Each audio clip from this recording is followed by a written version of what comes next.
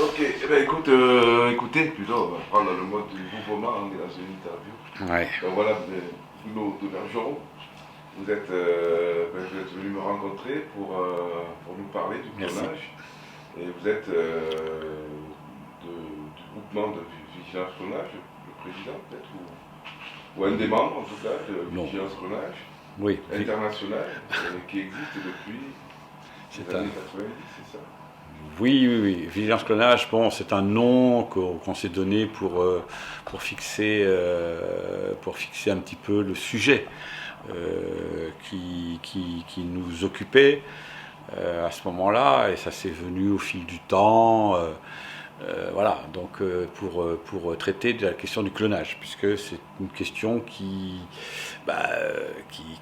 s'est fait jour surtout à l'occasion de la brebis Dolly, des débats qu'il y a eu au début des années 2000, voilà, et qui ont duré quand même 4 ans, et donc sur lesquels il fallait effectivement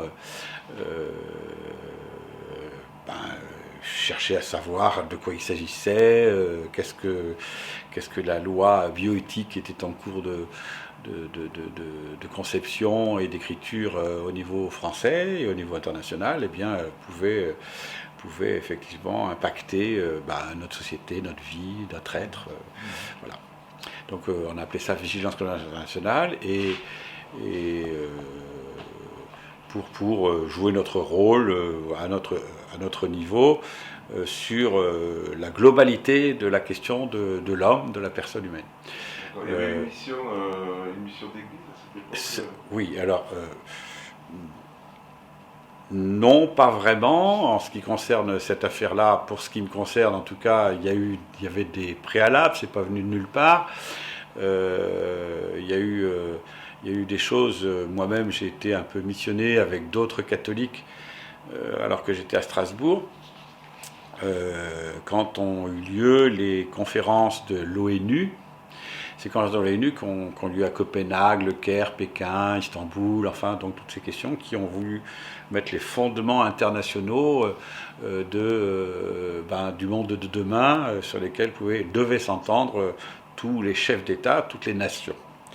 Donc ça touchait à la femme, ça touchait à la famille, ça touchait à l'enfant, ça touchait à la personne humaine, ça touchait à l'éducation, ça touchait au droit au logement, toutes des notions fondamentales qui venaient un petit peu finalement donner une structure, je dirais, sur des fondements sur lesquels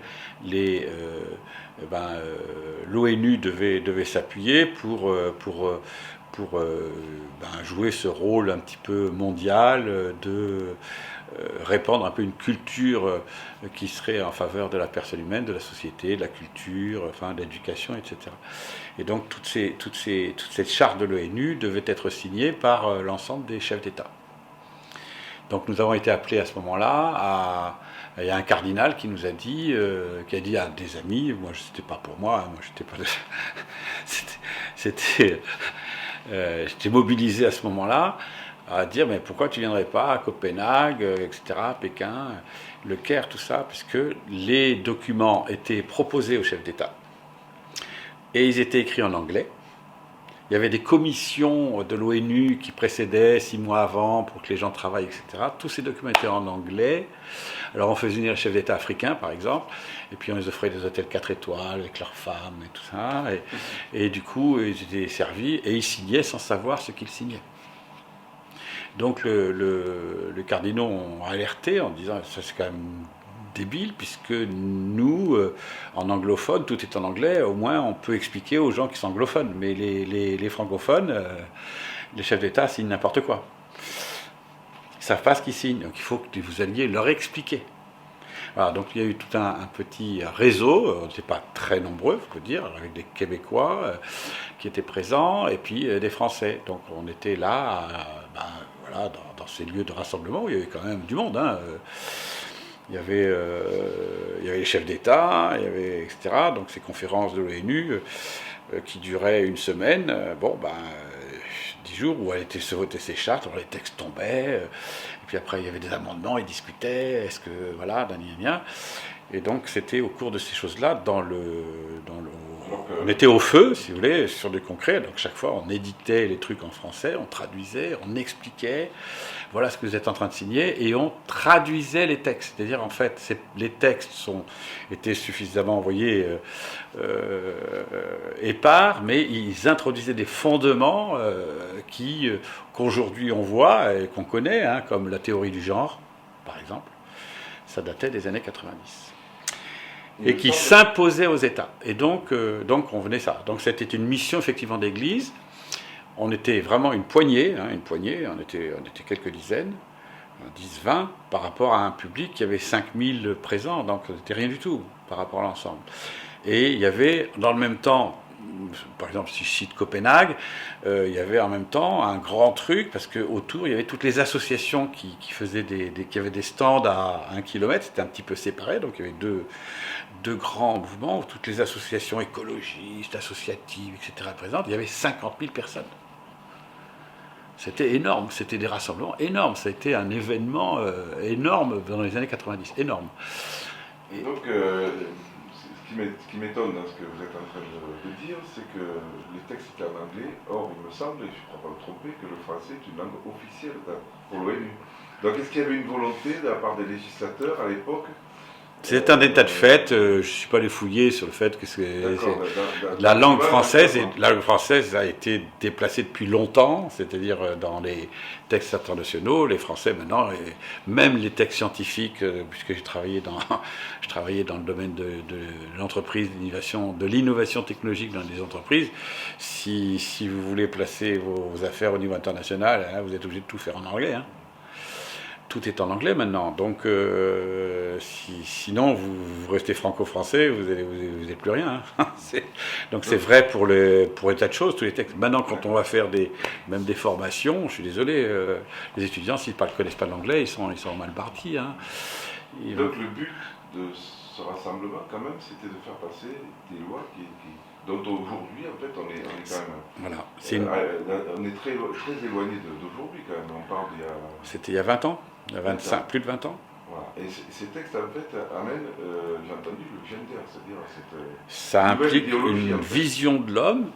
Dans le même temps, quand je parle des associations, vous avez toutes les associations homosexuelles, pro-life, au contraire, pro-choice, c'est-à-dire pour l'avortement. Donc il y avait déjà toute la notion de libération qui était présente, qui vantait ces choses-là, mais aussi la défense des pauvres, l'environnement. Et donc il y avait beaucoup de gens qui étaient impliqués de façon militante, positivement. Je veux dire, chacun y va en pensant que c'était bien ce qu'il faisait.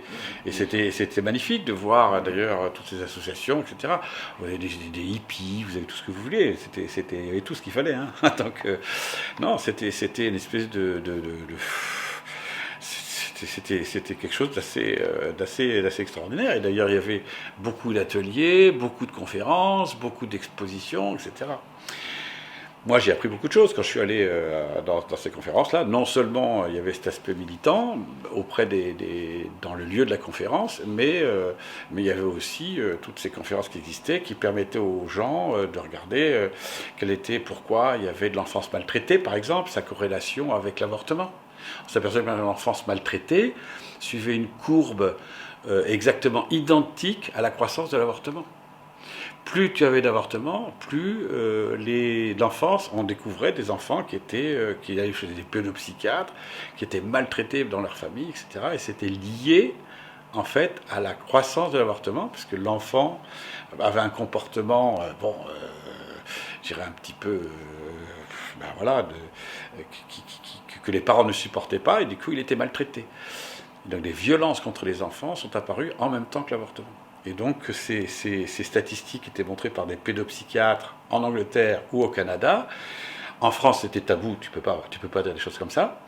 Donc tu t'aperçois que c'était corrélé. C'était multiplié par 50, par 100, mais c'était au même moment où l'avortement était multiplié par 50 et 100. C'était les mêmes progressions.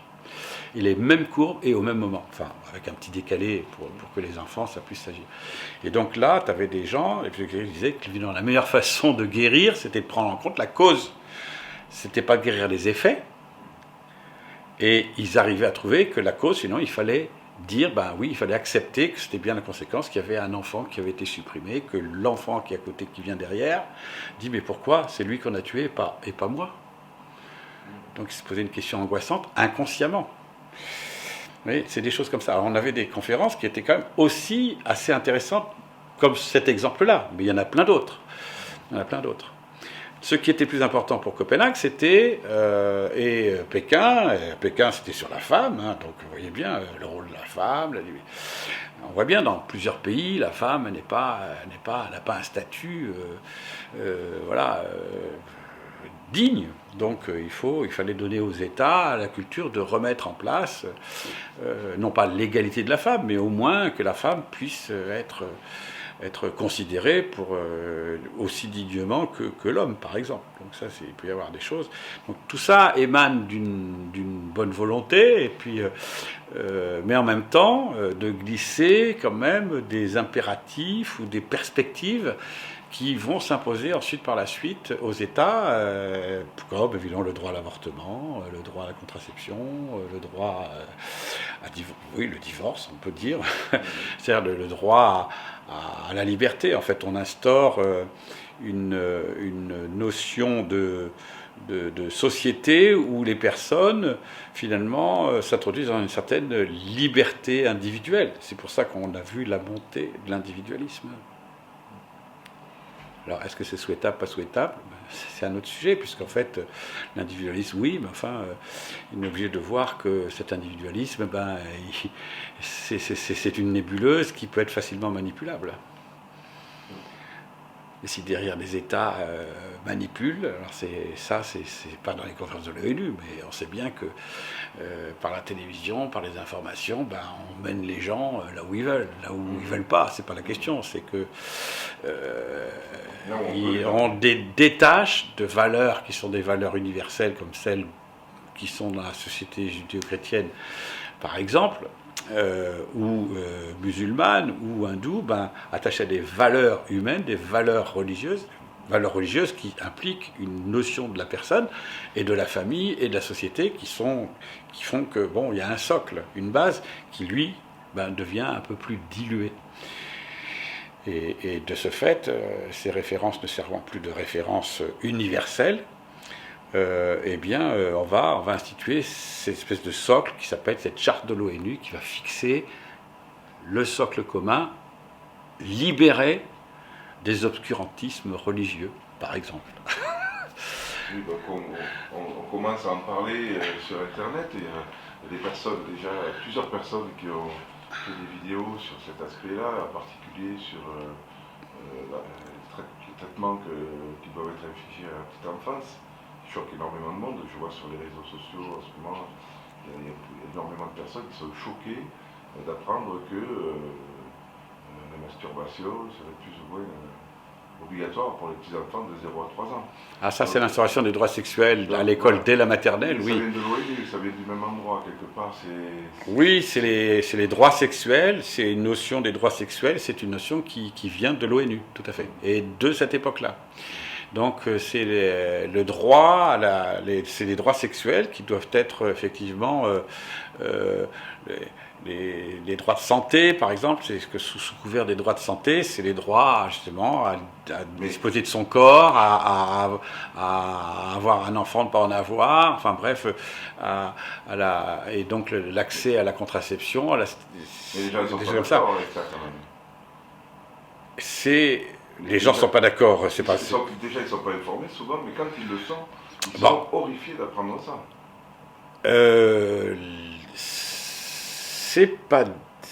Les droits sexuels, ça dépend, parce que ça dépend, on ne peut pas dire que ce soit général, ça.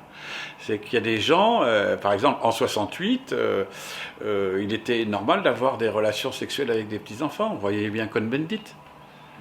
On écrivait des bouquins, en 68, c'était normal. Oui, c'était les droits sexuels, c'était la liberté sexuelle totale.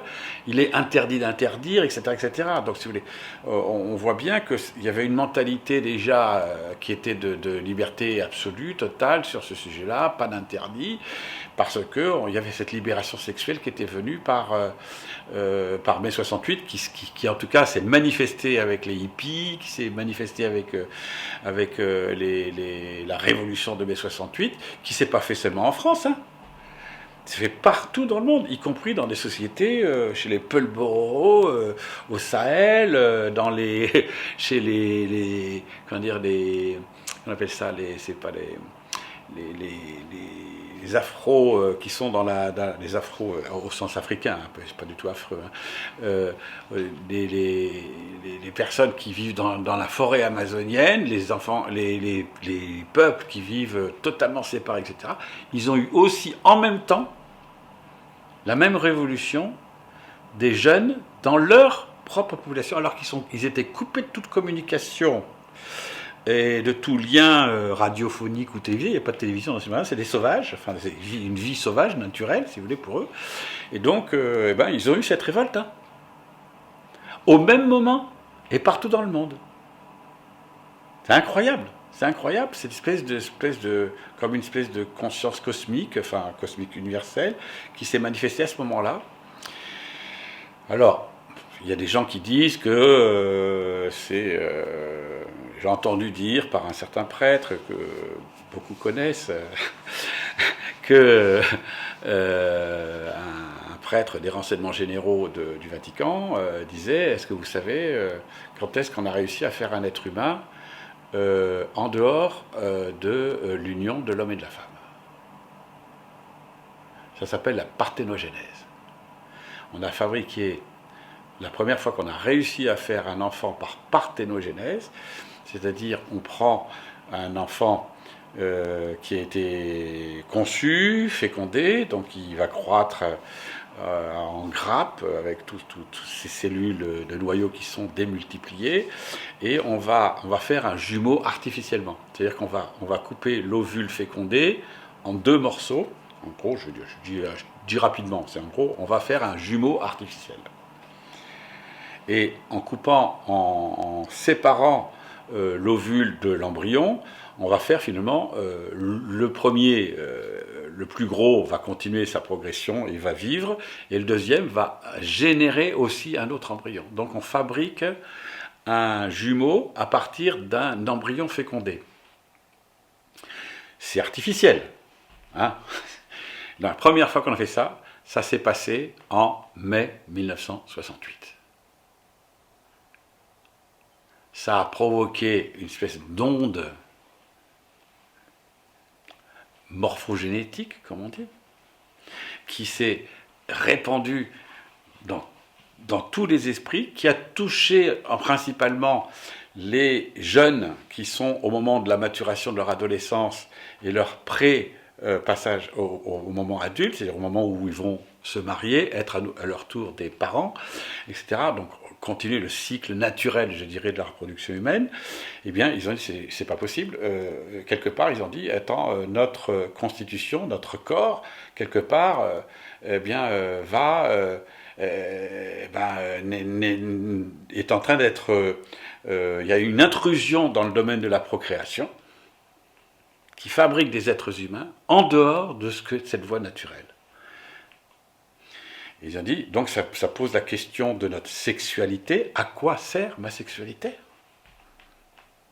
si elle n'est pas pour la procréation et la fécondité? C'est une conscience intérieure, inspirée par Dieu. C'est ça la conscience. Et qui fait que je me mets en cause en disant qu'il y a une perturbation. Cette perturbation a atteint tous les jeunes. Et ça a suscité, voilà, mai 68, ça a suscité des révoltes chez les Peulh-Boro. Les Peulh-Boro, ils étaient 200 000 300 000, maintenant il n'y en a plus un seul. La société a totalement disparu. Parce que ça a brisé cette espèce de lien qu'il y avait entre les jeunes et leurs parents. Ils se sont révoltés contre leurs parents. Finalement, il y a plusieurs sociétés qui ont disparu à cause de ça. Donc c'est quand même des révoltes qui ont été très violentes dans certaines sociétés, je dirais, ethniques. En France, ça a été quand même violent, on ne peut pas dire le contraire. À l'étranger aussi, un peu partout. Donc c'est une sorte de conscience qui s'est créée. Et en même temps, c'est mis en place, l'espèce de comment je vais vivre un peu une sexualité. Du coup, c'est ouvert une sexualité, quelque part, dérégulée. C'est là après mai 68 qu'on est rentré dans, on appelle ça, vous savez, on dit aujourd'hui les 68 arts, hein, les parents 68 arts. Alors il y a des réactions, génération d'après, il y en a qui reviennent, etc. Bon, peu importe, c'est pas. Mais ça a créé un bouleversement. Et ça, c'est ce qu'on appelle c'est là où on parle des champs morphogénétiques. Hein, Qu'est-ce que c'est un champ morphogénétique? Et ben c'est ça, vous voyez, il y a quelque chose qui se passe dans le monde qui a une conséquence dans l'esprit des personnes qui vient les perturber, qui vient leur faire perdre la notion de ce qui est, de leur propre identité, de leur propre finalité. Et donc il y a une perturbation, et donc je vais dire une confusion, quelque part mentale, etc., qui induit une révolte contre un acte qui est pas naturel, la parthénogenèse. Créer un être humain, bah oui, mais c'est en dehors de la loi naturelle. Et cette perturbation vient finalement impacter notre liberté intérieure, qui dit, bah oui, mais qu'est-ce que je fais? La liberté, c'est quoi? Je choisis le bien, je choisis le mal. C'est quoi le bien dans le domaine de la procréation? Et mon corps, c'est quoi? C'est qui je suis? Donc c'est une perturbation profonde, fondamentale, substantielle. Bon, mais Bruno Devergeon, on continue nos entretiens, donc on en était au champ morphogénétique, justement, cette définition. Oui. Et moi, la question qui me vient, est-ce qu'il y a d'autres champs morphogénétiques? Est-ce qu'on n'en a pas conscience? Ça existe? Oui, bon, c'est un mot un peu compliqué, champ morphogénétique, morphogénétique. Voilà, donc il y a morpho, la forme, génétique, qui engendre quelque chose. Donc il y a un spécialiste qui en parle, il faudra aller regarder sur Google, pour ceux que ça intéresse. C'est Sheldrake, D-R-A-K-E. Voilà, et donc, vous voyez, c'est la science de la morphogénétique, c'est quelque chose qui est connu, hein, qui est l'objet de science. Donc, ce qu'on peut dire, c'est que ce que je disais à l'instant, c'est que dans la mesure où on a touché au monde de la procréation, ça a perturbé tout ce qui a trait à la procréation. Et à la c'est une dévastation, enfin on peut dire ça. C'est une dévastation, on va dire, métaphysique. Qui touche tous les êtres humains. Oui, c'est une dévastation métaphysique qui va toucher à l'être. Donc l'être humain n'est pas détaché, ce que dit Aristote, donc les premiers philosophes réalistes dans notre société grecque, qui était une société païenne, donc ce n'était pas lié à la religion, c'est la science de la métaphysique, qui dit ceci, que l'être, j'existe, que j'approfondis un peu qu'est-ce que ça veut dire j'existe, qui suis-je, hein, je suis, et c'est l'être, et c'est en latin. Et donc, et ils vont faire cette analyse de l'être humain, de qui je suis, et ils vont s'apercevoir, et ils vont aller de plus en plus, je vais rapidement, parce que je suis pas, on va pas faire de la philosophie ici, mais quand même c'est important, c'est de dire que l'être, ils aperçoivent que l'être est substantiel. Ils vont définir d'ailleurs quelles sont les caractéristiques de l'être, alors corps, âme, esprit, quand même, ça a été défini par des Grecs. Il y a un corps, une âme, un esprit et une unité des trois.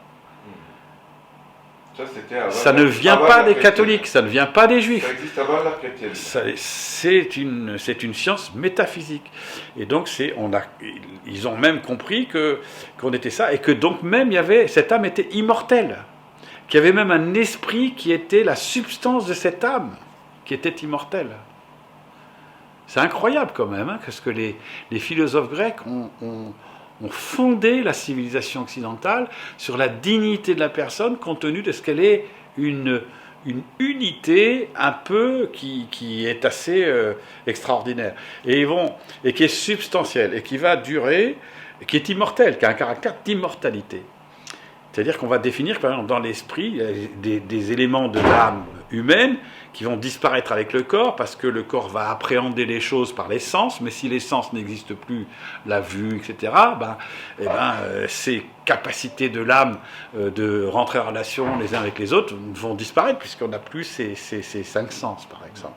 Donc ça va disparaître. Par contre, va subsister des tas de choses dans l'âme au moment où je vais mourir, qui sont l'âme, je dirais, humaine, spirituelle, et qui font qu'elle est immortelle. Donc ils vont définir quelle est la partie de l'âme qui reste immortelle après la mort du corps. Hein, c'est quand même incroyable, quoi. On arrive à dire, à la limite, on va dire, je pose la question, qu'est-ce qui va arriver à ma mort? Lisons Aristote. Alors nos contemporains, aujourd'hui, ils sont... c'est-à-dire il y a un recul philosophique c'est une perte des contemporains, puisque aujourd'hui, toute cette notion-là, pour beaucoup d'entre eux, ces notions ont complètement disparu. Ah ben, les gens vont parler, ne vont pas parler de l'âme, même les jeunes ou les moins jeunes, qui sont analphabètes, parce qu'on n'apprend plus la métaphysique depuis 5 siècles en France. Ça a ressurgi en France seulement depuis 30-40 ans avec la communauté Saint-Jean, enseignée par le père Marie-Dominique Philippe à Fribourg, et c'est lui qui a remis en exergue un petit peu les fondements, je dirais, de la métaphysique. Qu'est-ce que c'est qu'un fondement? Qu'est-ce que c'est qu'un être humain? Voilà, le Conseil épiscopal de France est en train d'appeler à réfléchir sur le fondement de l'homme, et revenons donc à la métaphysique. Revenons donc à ce que pensaient au moins les sauvages du 3e millénaire, il y a 3000 ans. Ils sont plus intelligents que nous. Et pourtant, ce n'est pas la religion. Quand vous interrogez des gens, moi je parle souvent dans le train, dans le métro, avec n'importe qui, et je parle de l'âme, je dis, arrêtez, ou même sur les réseaux, sur Twitter, sur Facebook, etc. Oh là là, l'âme, qu'est-ce que c'est, ça vient de la religion, etc. Pas du tout, ça ne vient pas de la religion. L'âme, pas du tout. L'âme, je dis, mais prouvez-moi qu'il y a une âme. Je dis, comment vous voulez que vous le prouvez? On va vous prouver par la raison. L'âme est invisible, je ne vais pas vous montrer une âme en photo. Vous voyez, c'est pas possible. Donc ça, c'est pas pour. Mais c'est pas. Bien sûr, on peut le démontrer. Et c'est pas parce que je ne peux pas vous la montrer une âme en photo que l'âme n'existe pas. Elle existe. Et c'est démontré. C'est démontré. La preuve, c'est que, je sais pas, je dis des choses qui sont bêtes, les gens sont devenus d'une stupidité, mais ça devient effroyable. Mon corps j'ai un corps animé, mais anima, ça veut dire quoi ça? Anima, c'est l'âme. Et un corps inanimé, c'est un cadavre. Ça veut dire quoi? L'âme s'est séparée du corps, mais l'âme existe toujours. Donc tu comprends bien, tu as un corps animé ou un corps inanimé? Tu as un cadavre. Si tu n'as pas d'âme, tu es un cadavre. Et tu as un cadavre spirituel, si tu considères que tu n'as pas d'âme, tu es mort. C'est la mort de ton âme. Donc, prends soin de ton âme et elle grandira. Parce qu'évidemment, ça se cultive. Je prends soin de mes yeux, je me fais beau, etc. Voilà, je me soigne. Donc c'est vrai que pour le contemporain, ce qui existe, c'est ce qui peut être vu, perçu et touché. Ça devient grégaire. Voilà, les appréhensions des choses, c'est grégaire. On veut parler du clonage, par exemple, c'est pareil. Est-ce que tu as vu un clone? Non, j'ai pas vu le clone. Est-ce que ça veut dire pourtant que le clone n'existe pas? Prouve-le. Ben oui, mais si on le cache. L'âme, c'est pareil. L'âme, c'est pareil, je ne peux pas le prendre en photo. Les gens, vraiment, on a des raisonnements. Donc c'est pour revenir un peu à cette conscience de l'être humain, de qu'est-ce que c'est qu'un être humain. Ils définissent qu'il y a un corps, un âme et un esprit, et une unité des trois, ce que va définir d'ailleurs la scolastique après, saint Thomas d'Aquin, docteur de l'Église, etc. Mais ils ne font que s'appuyer et que redire ce que disait Aristote. Ils n'ont rien inventé. Hein. Saint Thomas d'Aquin n'a rien inventé du tout. Pas du tout. Bon, il va un peu plus loin sur l'âme spirituelle, parce qu'on va rajouter sur l'âme spirituelle qu'il y a, qu'il y a l'esprit, l'esprit humain, c'est la capacité de l'être humain d'être en relation avec un autre esprit qui est celui de Dieu, et qui est celui de l'esprit de mon frère, de mon prochain, et de la communion des saints et des anges. Alors ça c'est de la théologie. Mais elle s'appuie sur quand même un fondement de l'être qui a ses capacités. Et ensuite, Aristote va dire, rapidement, que cet être est substantiel, il a quelque chose d'éternel, pas éternel, puisqu'il a un début, et donc il est immortel, donc il vaut mieux dire immortel qu'éternel, mais dans l'éternel, il va atteindre l'éternel. Donc quelque part, à un moment donné, il est destiné à l'éternel, alors qu'il n'est qu'immortel. Et donc c'est intéressant de voir ça et de dire, bah tiens, attention, les gens qui ne croient pas que la mort, après la mort il y a la vie, la mort c'est la vie. Je rentre dans la vie. Mais c'est une vie nouvelle. Donc voilà, et donc et ils vont dire que justement, cet être, alors dans sa genèse, dans son apparition et dans son être profond, l'être dépend d'un autre être qui est plus substantiel que l'être que je suis. Plus substantiel. Et donc, tout être dépend d'un être qu'ils appellent l'être premier. Ils ne vont pas appeler Dieu puisqu'ils étaient des païens. Ils vont appeler ça un être premier.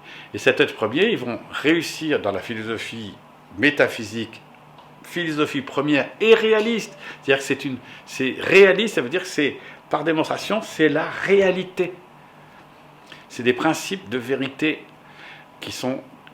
que personne n'a démontré, qui s'était trompé, et personne n'est revenu sur tout ce que dit Aristote. C'est les fondements de la philosophie. Alors aujourd'hui, on a abandonné la philosophie, on rentre dans les idéologies, on oublie ses fondements. Mais revenons aux fondements, on comprendra peut-être un peu mieux ce que nous sommes, et ce qu'est la vie, et ce quelle est notre finalité, et pourquoi je suis ici, c'est quand même important. Et puis, je ne fais pas n'importe quoi avec un être humain, si je sais ce qu'est un être humain. Oui, il faut déjà mettre en avant la dignité de l'être humain. Donc cette dignité, elle la tient. Elle prend son essence, dans un être premier, qui est substantiel. Et ils vont arriver à dire quelles sont les qualités de cet être premier. Incroyable. Sa plasticité, sa subtilité, son éternité, sa beauté, sa bonté. C'est incroyable. C'est toutes les qualités de Dieu ont été définies par des païens, des philosophes païens. Il faut le savoir quand même. Donc ça veut dire que c'est quand même au plus profond de l'être humain, puisqu'il est capable de trouver par sa propre raison, par sa propre contemplation, par son esprit, il est capable de trouver Dieu en fait. Oui, bien sûr. J'ai un corps, une âme et un esprit. Cette âme et cet esprit ont des capacités, des puissances, qui sont capables de découvrir d'où ils viennent. Et d'où ça vient, ça, d'où ils viennent. Comment ça se fait que l'homme est capable de Dieu? Il est capable de Dieu, puisque justement il est fait, comme il dépend d'un être substantiel et premier, qui lui est éternel, puisqu'on a défini ces qualités de cet être premier, il est éternel, lui n'est pas immortel, il a toujours été. Et on retrouve ce qui est écrit dans la Bible d'ailleurs, avant que le monde fût, je suis. Et d'ailleurs le nom de Dieu c'est je suis. C'est bien l'être. Premier, par essence, et l'être éternel. Donc, on voit bien que la conjonction entre la philosophie d'Aristote et la philosophie première et la révélation judéo-chrétienne se conjugue admirablement. C'est pour ça que ça a donné la société judéo-chrétienne et notre civilisation qui est gréco-romaine. Parce que les deux s'associent parfaitement. Et donc, c'est pour ça que d'ailleurs, l'Église, les docteurs de l'Église ont adopté parfaitement des fondements qui étaient indiscutables, qui d'ailleurs sont indiscutés. Hein. Donc, c'est tout. Et qu'on ne nous dise pas que la religion catholique est une religion obscurantiste. Non. Parce que ces fondements-là sont des fondements qui appartiennent et qui sont le trésor de l'humanité, de l'intelligence de l'humanité. L'humanité est arrivée à trouver ça. Alors évidemment, pour le chrétien, il va dire c'est bien parce que c'est l'Esprit Saint qui a fait ça, etc. Oui, bien sûr, on peut le dire, mais on peut dire aussi, si je ne crois pas, c'est la sagesse humaine qui est suffisamment intelligente pour découvrir ce genre de choses. Et pour dire, oui, c'est ça, c'est la vérité. Et si je cherche la vérité, je la trouve. Il est évident que, ayant et cherchant la vérité, on va plus loin dans la vérité, on va forcément, obligatoirement, à la découverte de la foi. Alors après, je dis, oui, je rentre dans la foi ou pas. Mais je peux accéder par la foi, par la raison. La foi et la raison ne s'opposent pas. Alors, est-ce que... On a dérivé un petit peu, hein, mais... Ce volet philosophique est important pour comprendre. Oui. Si, mais est-ce que... Donc, du coup, la science aujourd'hui vient au secours de la philosophie. Parce que notre sujet, quand même, c'est qu'on a vu... La raison. C'est notre... vient au secours de la raison. Mais elle vient apporter du lot au moulin, finalement, de ces découvertes d'hommes qui ont avancé par leur raison. Aujourd'hui, la science nous explique la première cellule. Elle nous explique tout. Alors, la raison et la science, c'est pas la même chose. Déjà. Par la science, c'est-à-dire, la science, il y a le mot savoir dedans. Donc, c'est la connaissance. Donc, la connaissance, c'est la science. Si je m'inscris dans la science et que cette science se dissocie de la raison, c'est-à-dire de la sagesse, se dissocie d'autres champs qui sont ceux de la liberté, qui sont ceux de la sociabilité, qui sont ceux de la possibilité de créer, etc. Donc ces puissances, je dirais, de chaque homme, etc., de se mettre en relation, de sa fécondité, etc. Si la science reste dans son petit champ, ça devient une idéologie. Et ça va donner le scientisme. C'est-à-dire, ce qui fait progresser l'humanité, c'est la science. Ah mince, oui, mais enfin, il y a le reste quand même. Donc si je me coupe, ça devient une idéologie, et elle devient, si elle se coupe du reste, ça devient une idéologie qui a des caractéristiques de totalitaire, sa dictature de la science, qui s'impose, qui fait que aujourd'hui, on va dire, c'est la science qui va dicter les lois.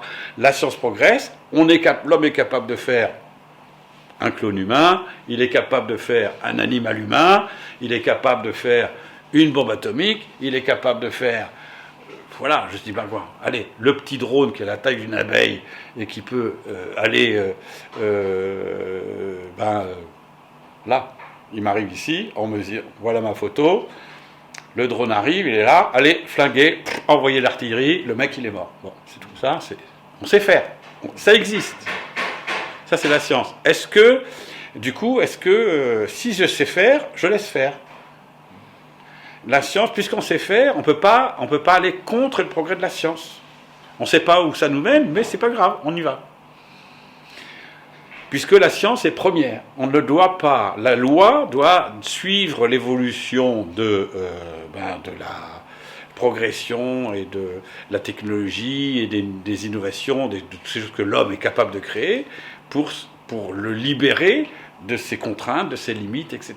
Donc, et de sa liberté, dans une conception de la liberté qui est effectivement, elle aussi, si elle est prise dans l'absolu de la liberté de Sartre, l'existentialisme sartrien, eh bien, c'est une autre idéologie totalitaire. Et qui va faire dire, on sait bien que, voilà, l'idéologie de Sartre, c'est la liberté, l'absolue liberté, c'est évidemment, c'est quoi? C'est l'enfer, c'est les autres, et ça mène au suicide. Et la plus grande des libertés, c'est de se suicider. On rejoint l'euthanasie. Et donc, on voit bien que, donc, il y a comme ça plusieurs idéologies. J'en ai donné là 2 exemples. Donc, la science, attention, la science n'est pas la raison. Ce n'est pas l'intelligence.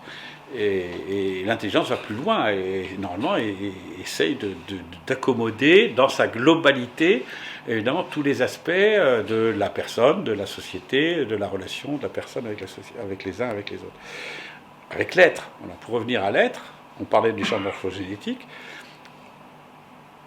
cette dépendance qu'il y a entre moi qui suis dans mon être profond et substantiel, c'est-à-dire auquel j'échappe pas, et un être premier, fait que si je touche à quelque chose de mon être substantiel, il va toucher l'être premier dont je dépends. Si je pénètre dans ce fondement, dans ce principe de l'être que je suis, et que j'atteins même l'être premier, puisque j'en dépends, comme le dit l'Évangile d'ailleurs, il dit « Celui qui touche un de ces petits, il touche à la prunelle de mon œil ». C'est Jésus qui parle et il est Dieu. Donc quand tu fais le bien, quand tu fais le mal, eh bien tu vas toucher Dieu dans son premier. Son premier, ça va pas rebondir sur Dieu parce que lui, il le transforme en bien, et Dieu est bon et il nous sauve, etc. Mais quelque part, cet événement qui va en quelque sorte briser ton être profond, eh bien, va rejaillir sur les autres êtres. C'est ça le champ morphogénétique. C'est-à-dire qu'en fait, le mal va se répandre, alors que c'est toi qui commets le mal, tu vas quelque part répandre ailleurs les ondes de ce mal que tu viens de faire. Et pareil pour le bien, sachant que dans l'Évangile, on dit, là, un acte de charité couvre une multitude de péchés.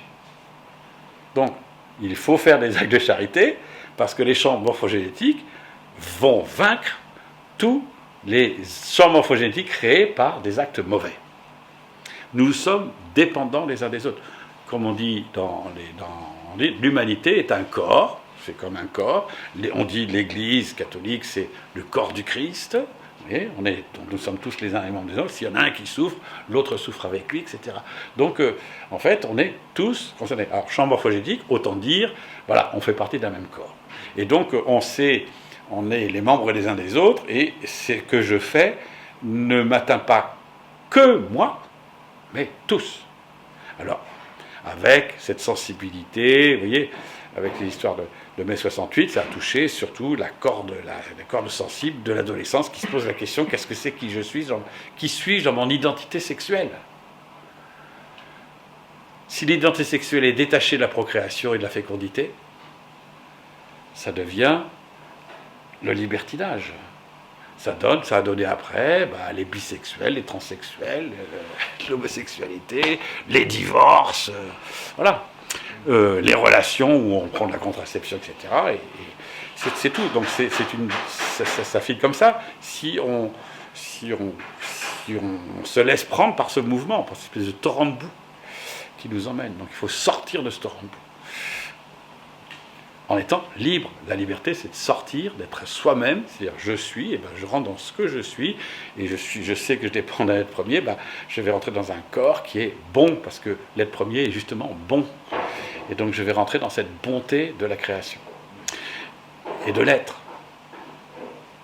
Je participe de cette beauté, de cette bonté. Il faut donc, c'est mon rôle, c'est ma liberté, et plus je rentre dans cette liberté-là d'être, eh bien, plus je participe à la beauté et la bonté de la création.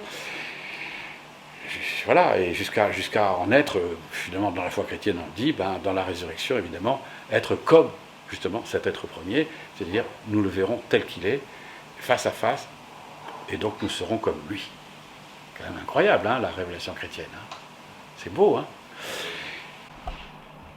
Écoutez, donc, en ce qui concerne pour revenir au champ morphogénétique, Sheldrake, etc., il y a, pour comprendre un peu mieux ce que ça veut dire, ces champs morphogénétiques, quand j'étais, moi, dans l'innovation technologique dans les entreprises, donc on dépose des brevets. On sait bien que les brevets, quand on est dans le domaine des brevets technologiques, ça prend un certain temps. Voilà, donc on dépose des brevets, on les garde en secret, parce que si on publie ce qu'on a découvert, c'est Bill Gates qui va prendre tout de suite le brevet, qui va le déposer, et puis finalement c'est toi qui as inventé, et c'est lui qui va avoir le bénéfice, il va gagner des milliards. Donc tout le principe du dépôt de brevet consiste à dire, on reste dans le secret. Mais alors, si quelqu'un trouve une invention géniale, par exemple, à l'époque du sida, peu importe, c'est la réalité, mais je découvre tout d'un coup le vaccin qui va guérir le sida, mais très facilement. Je découvre ce vaccin, je trouve la molécule qui va permettre de combattre et terminer, il n'y a plus de sida dans le monde entier. Je dépose mon brevet. D'abord, avant de déposer mon brevet, je découvre ce truc-là, il y a un scientifique qui tout d'un coup voit le machin, il a le coup de génie, etc., et il découvre la molécule. Il a donc inventé la molécule. Cette molécule n'existait pas. Donc, tout d'un coup, cette molécule existe et elle ouvre un champ morphogénétique dans le monde du vivant, parce qu'une molécule c'est vivant. Il y a une âme dans une molécule. C'est une âme cellulaire, mais c'est une vie. Il y a une vie qui dit vie, il y a une âme. Et donc, eh bien, elle va investir le champ morphogénétique de l'univers et elle va chercher d'autres endroits. Il se trouve qu'il y a justement une centaine, des milliers de chercheurs qui cherchent comment faire pour guérir le sida. Et ils cherchent dessus, ils cherchent quelle est la molécule qui, etc. Mais la molécule va chercher, elle va trouver ses chercheurs et dire clac, clac, clac, clac, clac, clac, champ morphogénétique. Tous les chercheurs sont dedans, tout d'un coup, dans les 3 mois qui suivent, trouvent la molécule. Si celui qui était en Mongolie, etc., n'a pas posé son brevet, son invention va être trouvée dans les 3 mois qui suivent par celui qui, le premier, dépose le brevet. Il a perdu son brevet, il a perdu son invention. Mais ça veut dire que ce champ morphogénétique, c'est quelque chose qui fait que quand quelque chose il y a une chose nouvelle, un être nouveau, une réalité nouvelle qui apparaît, eh bien, elle répand son onde, je dirais, on va dire comme ça. C'est pour ça qu'on parle de champ, pour être champ électromagnétique, champ électrique, vous voyez, un champ, alors cette fois morphogénétique, c'est-à-dire qu'il y a une forme, la molécule a une forme, qui est cette molécule, génétique qui a été générée, on comprend mieux, et cette génération d'une forme va pouvoir se répandre, va pouvoir se démultiplier. Elle va chercher des endroits où s'incarner, quelque part. Trouver des gens qui vont l'accueillir. Et en l'accueillant, évidemment, la redécouvrir, la redémultiplier. Et donc se multiplier. Et ça s'appelle les champs morphogénétiques. On comprend mieux ce que c'est qu'un champ morphogénétique. Si je l'applique au fait que je fais un être humain qui est créé par parthénogenèse, comme je disais tout à l'heure, c'est-à-dire que je crée artificiellement un jumeau à partir d'un embryon qui n'est pas destiné à avoir un jumeau. Et je peux faire un jumeau en extrayant un des noyaux du jumeau, parce que c'est comme ça que se fait un jumeau. Naturellement, le jumeau, c'est un des noyaux de la morula, enfin donc de l'embryon qui se développe après sa conception. C'est un noyau totipotent qui se détache de l'embryon premier aîné, enfin du frère, et qui va se détacher, se multiplier à l'intérieur du même ovule. Et donc ça va être dans le même ovule un vrai jumeau, ça s'appelle un homozygote. Voilà. Zygote, homo, c'est le même. Et donc ça c'est naturel, c'est dans la nature, il y a des jumeaux, la preuve, je suis un jumeau. Donc j'en suis la figure patente, si vous ne connaissez pas de jumeaux, vous en avez un si vous voulez. Donc c'est clair. Mais on peut le créer artificiellement, là c'est différent, c'est en ligature un truc, on le coupe en deux, c'est quand même violent, quoi. C'est plus naturel du tout. Donc qu'est-ce que c'est que cet être humain-là, qui a été créé de cette façon-là, ça va donner quoi? Cette genèse-là, dans sa genèse, dans son premier moment, il a été fait artificiellement par un acte humain violent. Violent, on coupe. Ça doit créer des traumatismes. Parce que dans mon principe d'être, qui est celui de mon corps et de mon âme, parce qu'après il se multiplie, mon âme est reçue dès lors que ce corps séparé continue à se multiplier, ça veut dire que l'âme, Dieu crée une âme même pour cet être-là. Parce que ce n'est pas l'homme qui fait une parthénogenèse qui crée une âme. L'âme n'est pas créée par l'homme. Même dans la conception du jumeau, quand le jumeau se détache, l'homo-homozygote se dégage et va se multiplier à son tour, ça veut dire qu'il va recevoir une âme. Dans la foi, nous disons, c'est Dieu qui crée une âme, ce n'est pas les parents. Les parents ne disposent que d'un matériel qui est de l'ordre naturel, qui fait que dans l'union de l'homme et de la femme, par la fécondation de l'ovule et du spermatozoïde, eh ben, il va y avoir un processus, je dirais, biologique, naturel, qui fait que cet enfant va apparaître. En tout cas, le matériau du noyau humain et tout son patrimoine héréditaire qui lui est propre et individualisé, eh bien, il n'attend qu'une âme, en quelque sorte. Il reçoit en même temps qu'il apparaît une âme qui fait qu'évidemment, il va se multiplier, se diviser et donc prospérer jusqu'à aujourd'hui où, comme dans mon corps ici, j'ai 70 milliards de ces cellules qui, au départ, étaient une seule cellule. C'est quand c'est une seule cellule que je reçois une âme. Et je ne suis pas le seul à le dire, la fondation Jérôme Lejeune a publié ce document-là, pédagogique, signale que ce document pédagogique, manuel bioéthique des jeunes, qui fait 100 pages, hein, vous voyez, c'est pas mal à l'intérieur, et donc vous avez tout là-dessus. Eh bien, ils disent une chose, ils disent que, effectivement, il y a une âme qui est donnée dès la conception, c'est-à-dire dès l'apparition de la première cellule. Donc ça, c'est le principe de l'animation immédiate. Et donc les scientifiques en matière de génétique, Manuel disent finalement qu'il y a une âme dès l'apparition du premier noyau humain. Ce qui est quand même extraordinaire. Parce que justement, on voit que là, il y a le premier noyau a déjà une âme, il y a déjà un corps et une âme, il y a une unité substantielle d'un être humain qui fait que là, on a une personne, parce que c'est la définition de la personne et de l'être. C'est pas seul, il y a un être humain qui est déjà là dès la conception, dès l'apparition du génome. Donc on pourra en reparler parce que c'est un point important. Et c'est pour dire que là, dans cette apparition du génome qui explose, il y a un champ morphogénétique. Vous vous rendez compte, c'est un nouvel être humain. Il est totalement nouveau. Il est complètement unique. Il est différent de son père et de sa mère. C'est un Mozart, c'est peut-être un, je ne sais pas un Moïse, j'en sais rien moi. C'est quelque chose, un type extraordinaire. Ça peut être Gandhi, ça peut être Mao, ça peut être Staline, mais ça peut être quelque chose, quoi. Extraordinaire, qui va changer le monde. À chaque naissance, à chaque conception humaine, c'est un champ morphogénétique, un feu d'artifice dans tout l'univers. Ça ressemble à la création d'un Big Bang, on pourrait assimiler ça? Absolument, c'est plein de Big Bang, des milliards de Big Bang. On est 7 milliards de Big Bang. Plus que ça, puisque si on compte le nombre d'avortements en France, depuis 1975, ça fait 1 milliard. Rien qu'en France. Et on est 70 millions. Ce qui fait quand même 140 fois plus que le nombre d'enfants qui sont en France. Donc 140 fois plus, vous voyez les Big Bang à chaque fois. Et pourtant, les avortements, enfin les éliminations d'enfants conçus, pas seulement par l'IVG, mais par toutes les autres possibilités qui sont offertes par la technologie et la contraception, progestative, stérilet, etc., fait que tu as énormément de Big Bang, comme on dit, de création d'êtres humains. Mais à qui on refuse de donner la vie.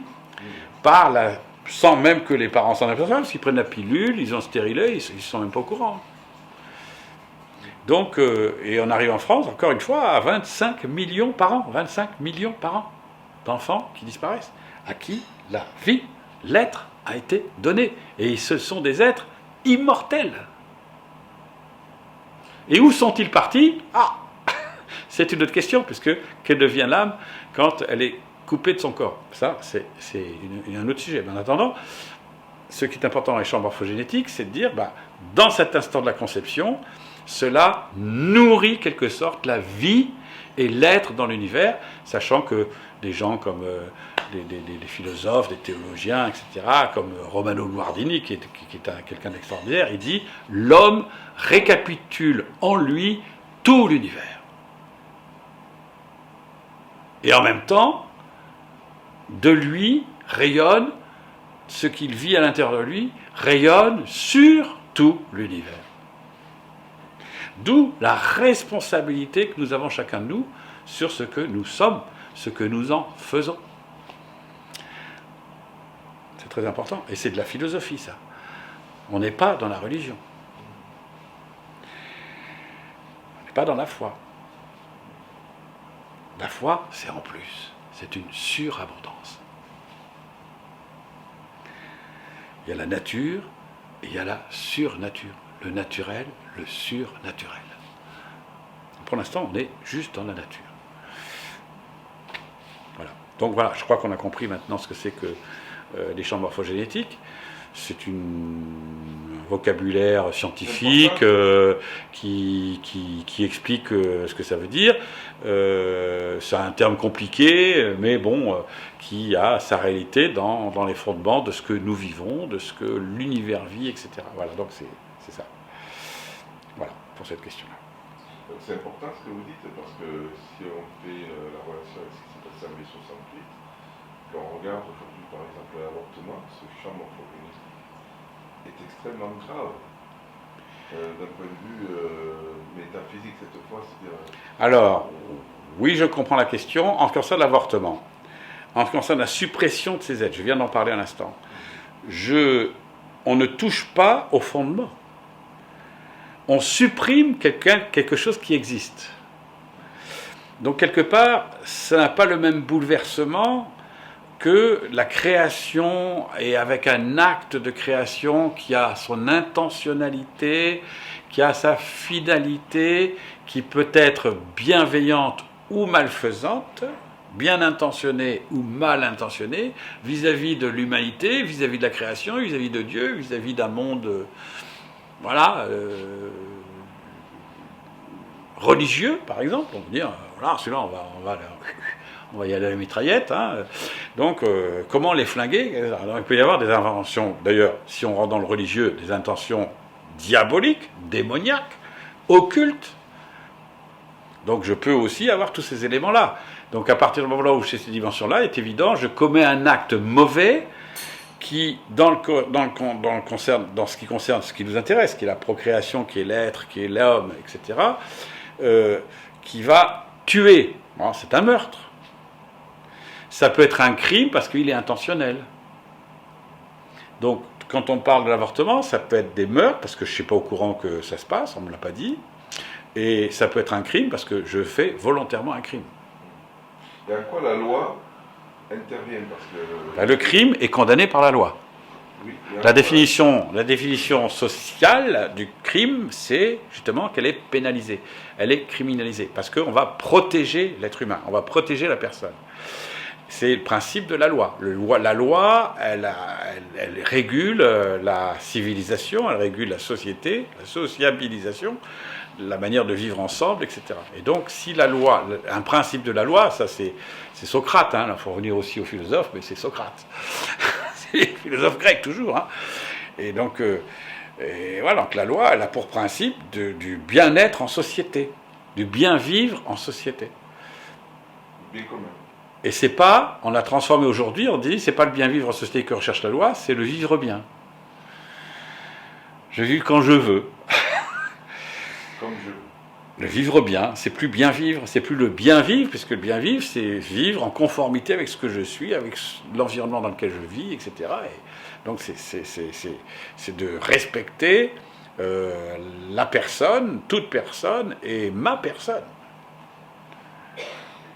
Si je commets moi-même le mal, qu'est-ce que ça me fait plaisir peut-être, mais est-ce que ça fait est-ce que c'est bien? Est-ce que ça me fait du bien? Est-ce que ça me construit? Est-ce que ça m'épanouit? Est-ce que c'est bien ça qui va faire que je vais m'épanouir, rentrer dans le bonheur? C'est quoi le bonheur? Donc tout le monde va chercher le bonheur. Mais si on va leur dire que le bonheur, c'est, je sais pas, moi, c'est avoir. J'étais dans le train hier avec un gars, il avait eu 40 ou 50 filles. Je dis, mais t'as eu combien d'enfants finalement? Tu n'étais même pas au courant. Le bonheur pour lui, c'est la conquête. Et puis voilà, et puis s'il y a plusieurs filles, ben, ces filles lui ont rendu un petit peu de plaisir, peut-être un sens d'être lui-même, un bon mâle, un bon masculin, et puis voilà. Je ne sais pas trop, mais c'est pas une notion de bien au sens où c'est pas j'en connais comme ça. Il y a 40 ans, 50 ans, ben ils sont seuls, ils sont totalement isolés, ils sont dans l'isolement, ils n'ont plus qu'à se suicider. Ils n'ont pas du tout fait leur bonheur, ni encore moins le bonheur des filles par lesquelles ils sont passés. On peut rentrer dans la réflexion de l'homme sujet ou objet, peut-être, parce que ce que vous êtes en train de démontrer, c'est que on a basculé peut-être dans une société où l'homme est devenu un objet, c'est-à-dire cette conquête est un objet de désir, donc je vais... voilà. Ben, c'est le principe de la libido, ça c'est une autre idéologie qui est celle de Freud, qui dans la mesure où Freud va focaliser sur l'énergie libidinale qui va générer en quelque sorte toute la personne et sa réalisation d'être se trouvera dans l'accomplissement et d'avoir assumé sa sexualité, dans cette montée de la libido, séparée de son principe de fécondité. C'est ça, Charles, c'est ça, Freud. C'est une exclusivité qui coupe en fait une réalité qui est bonne, qui s'appelle la sexualité, de sa finalité, qui est la fécondité. Parce que c'est le fruit. C'est comme si on dit je vais planter un arbre qui va fabriquer des prunes et je veux aucun fruit. Ça veut dire quoi ça? C'est plus un prunier. C'est ridicule. Donc voilà, c'est pareil. Donc, et c'est ce que fait Freud. Donc il stérilise la sexualité. Et il stérilise dans la personne, celui qui rentre dans cette idéologie-là, dans cette idée, dans cette pensée, dans ce courant, dans ce mouvement, eh ben, il va stériliser toute la fécondité de sa connaissance intérieure, de ce qu'il est, par ailleurs, qui porte du fruit. C'est pour ça qu'en général, tu peux être chez le psychiatre pendant 50 ans, tu n'as rien résolu. Hein. Si tu focalises uniquement là-dessus, ton angoisse, elle continue. Hein. Voilà, c'est pas compliqué. Donc c'est restreint. Et d'ailleurs, et on voit bien d'ailleurs. Et donc ça veut dire qu'effectivement, ça focalise un petit peu. C'est plus, on focalise sur une qualité de l'être qui est une composante de cette lettre qui s'appelle sa sexualité, son identité sexuelle, et qui est focalisée dans la fonction, je dirais, productive, ou productive quoi là, de plaisir, productive voilà, de conscience peut-être d'exister. Vous voyez, moi j'y suis arrivé, etc. J'ai eu un très bel orgasme. Et on va pouvoir s'en magnifier d'ailleurs autour de soi, en considération, etc. Mais bon, ça reste un petit peu. Ça, c'est un petit peu évidemment, ce que je dis est un petit peu excessif, hein, parce qu'il n'y a pas que ça, hein, évidemment. C'est pour ça les psychologues, quand même, vont bien au-delà de cela, bien sûr. Mais quand même, c'est le fond. Et c'est une idée totalitaire parce qu'elle détruit en soi celui qui est l'objet de sa psychanalyse ou sa psychiatrie, etc. Eh ben, ce qu'il est vraiment, qui dépasse largement cet aspect-là, qui doit être, et surtout sa connexion avec toutes ces potentialités d'être, et d'être en communion, en relation les uns avec les autres, à faire le bien. C'est ça une idéologie, elle empêche les gens d'être ce qu'ils sont. Je ne suis pas seulement ça, voilà. Je ne suis pas seulement un artiste, je ne suis pas seulement un adorateur, je ne suis pas seulement voilà, quelqu'un qui est libre. Non. Fais ce que je veux, non. Je ne suis pas seulement quelqu'un qui est intelligent, qui est uniquement dans le monde intellectuel. Non, c'est tout à la fois et je conjugue. Voilà, il faut harmoniser. J'ai des potentialités, j'ai trouvé ma vocation, c'est là de façon privilégiée, mais bon, en attendant, il faut que je réussisse. Je suis un être qui a beaucoup de qualité, plus de qualité, de puissance, de capacité, de potentialité, etc. Et en même temps, je suis un être limité. C'est là où la liberté va jouer, c'est-à-dire que je vais dire qu'est-ce que je vais choisir dans le bien où je vais m'enfoncer sans pour autant négliger, liquider, sécatoriser tout le reste. Et c'est là où joue le rôle du respect de l'autre. C'est l'autre, je vais trouver des complémentarités avec d'autres qui sont mieux dans tel domaine, mais j'accueille tout ce que je reçois d'eux à travers ce qu'ils sont et ce qu'ils font dans tel autre domaine où ils sont meilleurs que moi. Et d'ailleurs, j'en profite. J'en profite puisque j'écoute et je suis avec les autres. Ça aussi, cette capacité de coopération. Il y en a qui coopèrent. Il y en a qui font la synthèse. Il y en a qui... Et donc, c'est bien ça. Et donc, voilà, c'est tout. Donc, si tu veux, la liberté, pour moi, c'est ça, c'est de pouvoir choisir ce pourquoi moi je vais m'investir, parce que je sais en même temps que je suis un être limité.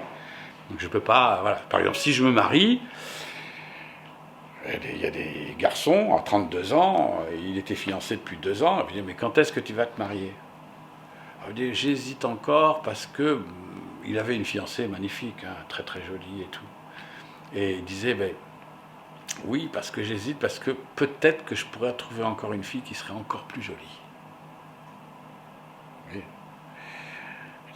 Non, je choisis ma fiancée, je me marie avec elle, et c'est elle. Elle peut être un pou, c'est elle que j'aime. C'est à elle que je me marie. Je ne vais pas dire, je vais en trouver une qui est mieux après, qui sera plus gentille, qui sera plus ceci, cela, etc. Pas du tout. Non, c'est un choix qui me coupe pas des autres filles, des autres femmes, mais qui dit, c'est elle que je choisis pour être ma femme. Voilà, pour ça, c'est vrai. Parce que je ne peux pas me marier avec des millions de femmes. C'est pas possible. Donc, si tu veux te marier et rentrer dans une relation conjugale, et les enfants que tu vas avoir, ben, ils aiment avoir un père et une mère. Donc, il leur faut, d'ailleurs, c'est nécessaire pour leur éducation, leur construction, de savoir leur génération, leur hérédité, sentiment de filiation, etc., d'appartenance ils existent, ça ne vient pas de nulle part, etc. Donc, connaître un petit peu d'où je viens, pour mieux savoir qui je suis. Voilà, et on retrouve la philosophie première qui dit, ben oui, je dépends aussi d'un être premier. Et je suis relié avec tous les êtres. Et avec la création. Et forcément, s'il y a un créateur, avec le créateur de tout l'univers. Qui est-il? Je peux m'y intéresser. Donc on était un peu parti avec ce manuel de bioéthique qu'on a évoqué tout à l'heure. La bioéthique. Il y a d'autres choses intéressantes, parce que c'est quand même un livre de 100 pages qui est bien fait. Ah oui, c'est un document qui est très bien fait sur beaucoup de points. Alors,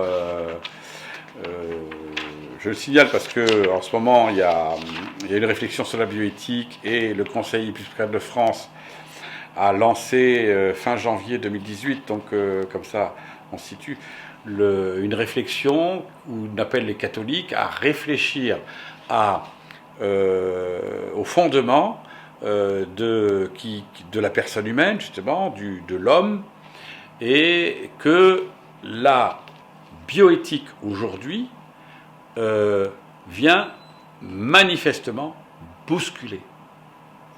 Et plutôt que d'aller courir dans les rues avec des manifestations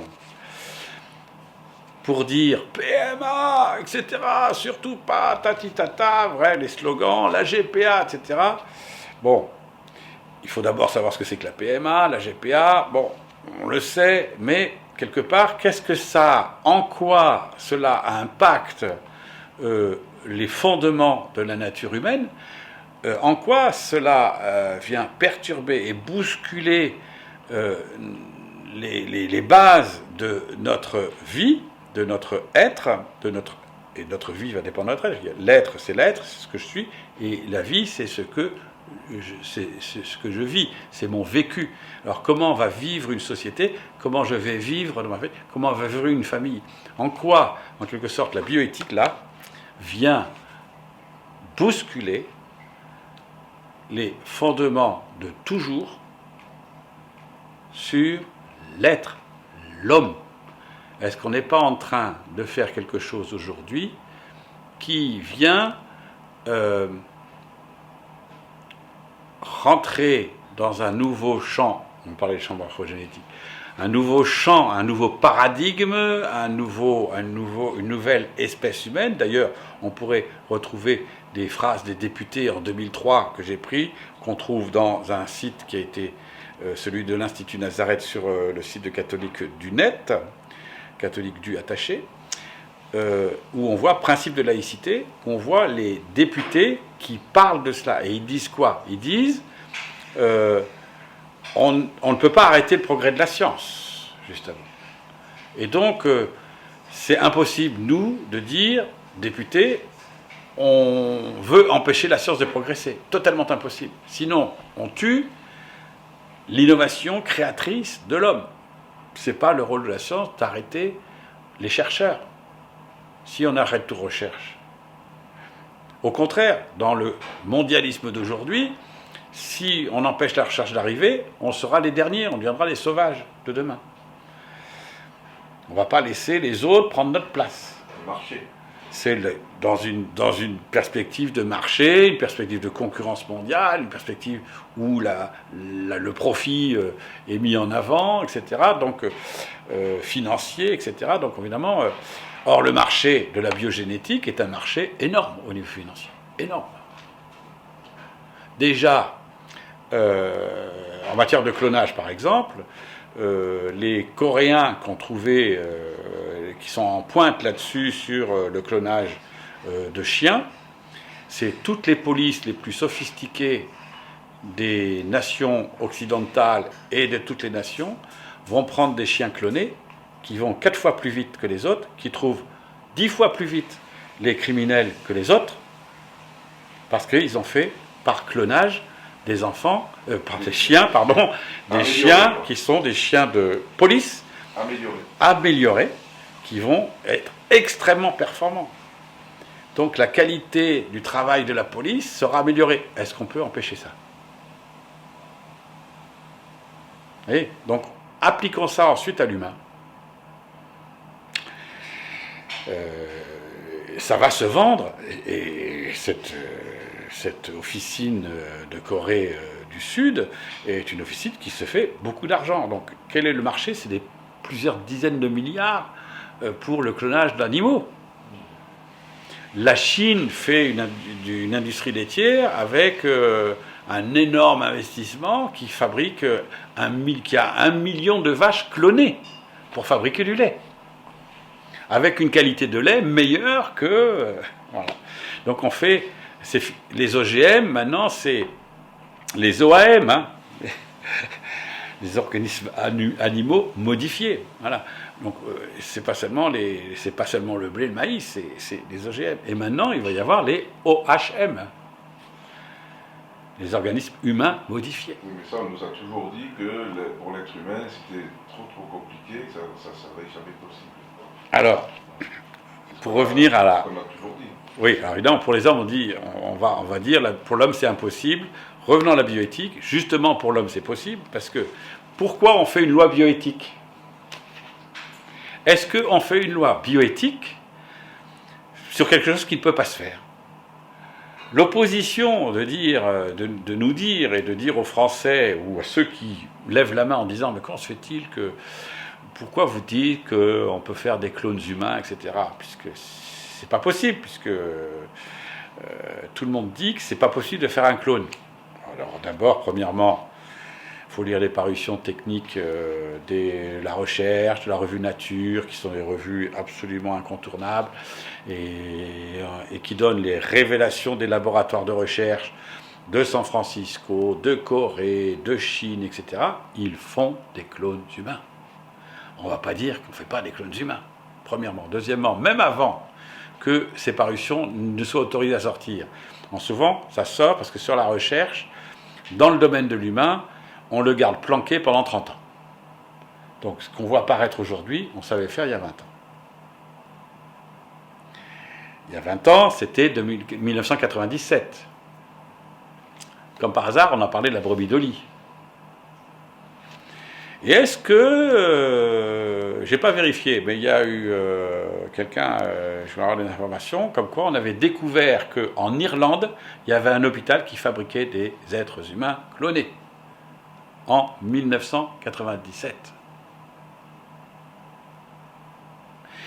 En 1998, les ateliers occultes décident de dire il faut rentrer dans ce sens. C'est pour ça on fait un gros foin sur la brebis Dolly, pour que dans l'opinion, on parle du clonage, etc., que ce soit un sujet d'actualité, qu'on puisse en discuter, tatitata. Et 1999, on décide en France de faire la loi du clonage humain. Loi bioéthique, 1999. Non, qui interdit le Ça a été décidé, on va faire une loi. Et si on fait une loi pour interdire le clonage humain, c'est bien parce que on sait faire des clones humains. Sinon, est-ce que vous avez vu une loi qui interdit de faire des choses qui n'existent pas et qui ne peuvent pas exister? Mais il faut prendre les gens pour des andouilles. On peut dire qu'on pourrait le faire. Mais on ne fait pas des lois sur ce qu'on pourrait faire. On fait des lois sur ce qu'on peut faire. Ce qu'on sait déjà faire. C'est évident. Mais c'est évident. On fait une loi bioéthique pour interdire le clonage, mais ça veut dire qu'on sait faire des clones. Qu'on n'aille pas nous dire qu'on ne sait pas faire des clones. Mais c'est même pas la peine de réfléchir. C'est une évidence. Je fais une loi pour les accidents de la route parce qu'il y a des accidents sur la route. Non, c'est même pas la peine d'être idiot. Même si je suis idiot, je comprends ça. Tu comprends? Donc il est évident qu'on a fait une loi bioéthique et qui s'est occupée du clonage. Et je signale qu'en 2004, et cette réflexion ça a été lancé par le Premier ministre Lionel Jospin, le 24 décembre 1999. 24 décembre 1999. Vous appelez ça comment? La vigile de Noël. C'était un franc-maçon. Il faisait partie des ateliers. Il était donc missionné en tant que Premier ministre pour faire ça. À cette date-là. C'est un symbole. Parce que c'est quoi Noël? La naissance du Christ. Pour la foi chrétienne. Comment faire une grimace à l'Église, aux chrétiens, aux catholiques, pire que celle-là, de dire on va faire une loi qui va faire des clones humains. Et on le décide le jour de Noël. Ça s'appelle pas une grimace. Une offense. Dont on se rit dans les ateliers. Bien sûr. Et ça a donné quoi? Le 24 décembre, le 25 décembre, ça a été la tempête qui s'est déversée sur toute la France. Au moment où il signait cet acte qui était parti, qui était passé par le Conseil constitutionnel, le Conseil d'État, etc., pour de dire, on fait cette loi, en disant, voilà ce que cette loi va dire, voilà l'objectif, la finalité de cette loi. Ça va concerner le clonage humain. Et on fera tout pour que personne ne sache qu'on autorise le clonage humain.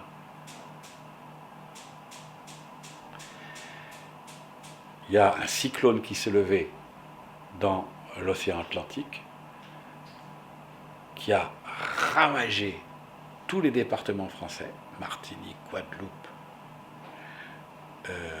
et qui, au lieu d'aller comme naturellement vers les États-Unis pour faire ces ravages en général, ces espèces d'orages cycloniques, eh bien, a rebondi sur la côte américaine, une sorte de miracle, on ne sait pas comment ça s'est passé.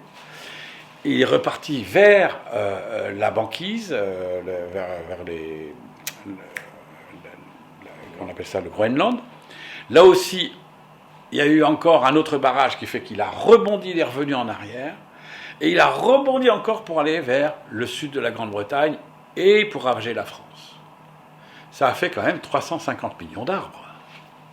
350 millions d'arbres. Un symbole quand même, parce que l'arbre représente la vie. L'arbre représente la vie.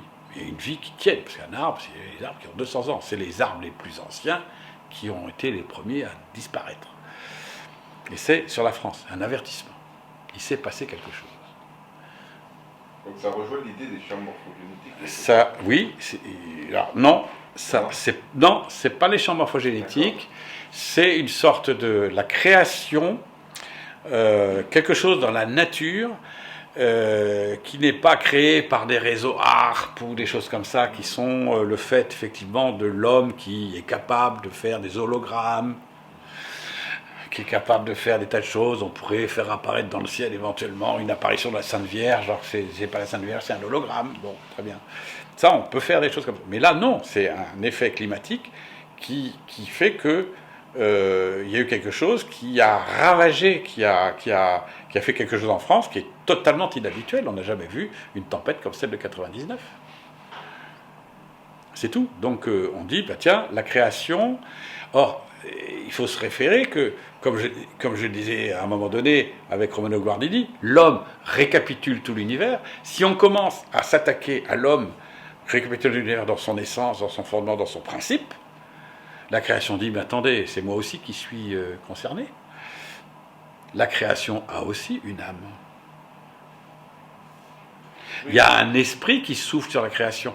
Il y a la création, on le dit dans plusieurs psaumes, qui dit la création, eh bien, elle loue, elle rend grâce, elle magnifie celui qui l'a créé. Et on appelle dans les prières d'ailleurs la création se réjouir, à se joindre à notre louange, qui est celle de notre louange, à nous catholiques, à nous juifs. Et même à nous, musulmans, quand on prie. Alors, je pense qu'on avance vite parce que on est en train de parler du clonage humain, comme si c'était quelque chose d'avéré, comme si les lois le permettaient. Bon, chaque fois qu'on lit un article de loi, il est marqué le clonage humain est interdit, c'est un crime contre l'espèce humaine. Donc moi, je veux bien, et nos auditeurs, je pense qu'ils sont comme moi, ils veulent bien vous croire, mais ils aiment bien avoir des preuves. Ah, alors, oui. Alors le problème de cette loi, c'est que est associé à la rédaction de cette loi une intention délibérée, parce que dans les sondages, au moment de la création de cette loi et de la rédaction de cette loi, ce qui était dicté le 24 décembre de 1996 par Jules Jospin, c'est qu'il devait y avoir une large concertation dans le public, et il a institué ce qu'on appelle les États généraux de la bioéthique.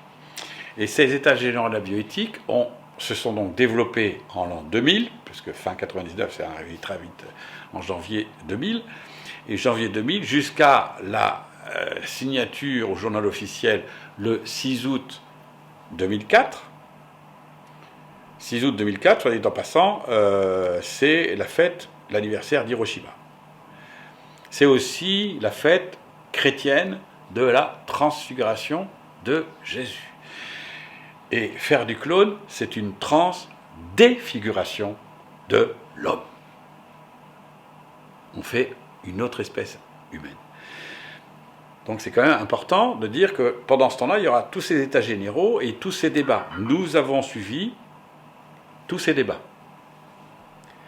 J'ai expliqué que j'étais à l'ONU, ensuite j'ai été au Parlement européen, et j'ai fait donc une action auprès du Parlement européen qui, dans les années 90, entre 95 et l'an 2000 à peu près, donc avec tous les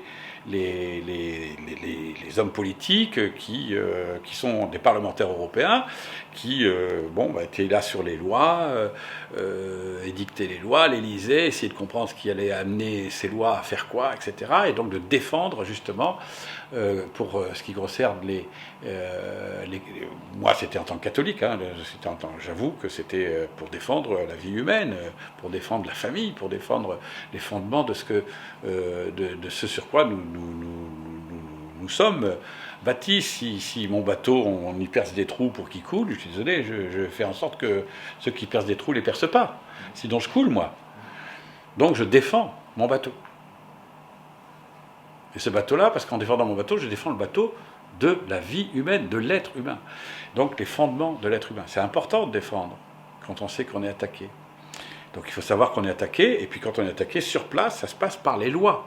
Si les lois suivent la science, ok, mais attention, la science, il faut que la science ne fasse pas n'importe quoi, qu'elle respecte une certaine éthique, qu'elle respecte quand même l'objet de sa recherche, c'est quand même de servir, c'est pas de détruire. C'était quand même l'objet des lois bioéthiques. Bioéthique, normalement, officiellement, on affiche, c'est faire les choses de façon éthique, c'est-à-dire morale. Il y a une morale, il y a une éthique. Alors, on n'a pas dit morale parce que personne n'aime la morale, donc on dit éthique. Mais ça revient au même. Donc c'est la recherche du bien. Le bien de l'humanité, de la société. Alors la loi bioéthique va chercher à faire le bien de la société en disant il faut que tout le monde soit d'accord sur ce qu'on va décider. Et d'ailleurs, vous savez, quand on fait une loi, qu'est-ce que pensent les gens? Ils pensent que la loi, dans la mesure où c'est légal, je ne suis pas puni, je ne passerai pas en procédure à la justice, puisque la loi le permet. Donc ce que la loi permet, c'est le bien, puisque je ne serai pas pénalisé, je n'aurai pas de mal, je n'irai pas en prison, je n'aurai pas d'amende. Donc ça va, c'est cool.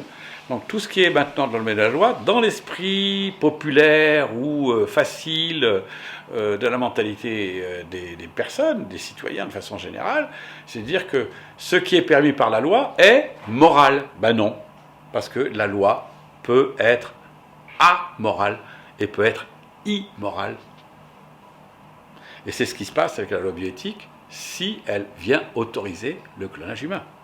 C'est une loi immorale et amorale, anti-morale, anti-éthique. C'est une loi anti-bioéthique.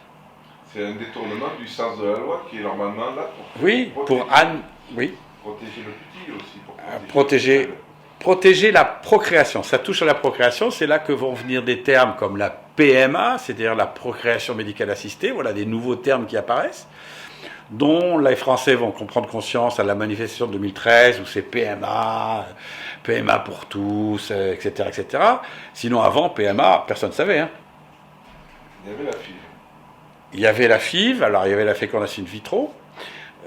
Ça, c'est avant, 95, congélation des embryons, alors qu'en 94, dans la première loi bioéthique qui a été créée en 1994, il y avait le fondement de la protection de l'embryon, l'interdiction de recherche sur les embryons. On ne touche pas aux embryons. L'embryon est un être humain de façon fondamentale, comme étant justement un trésor de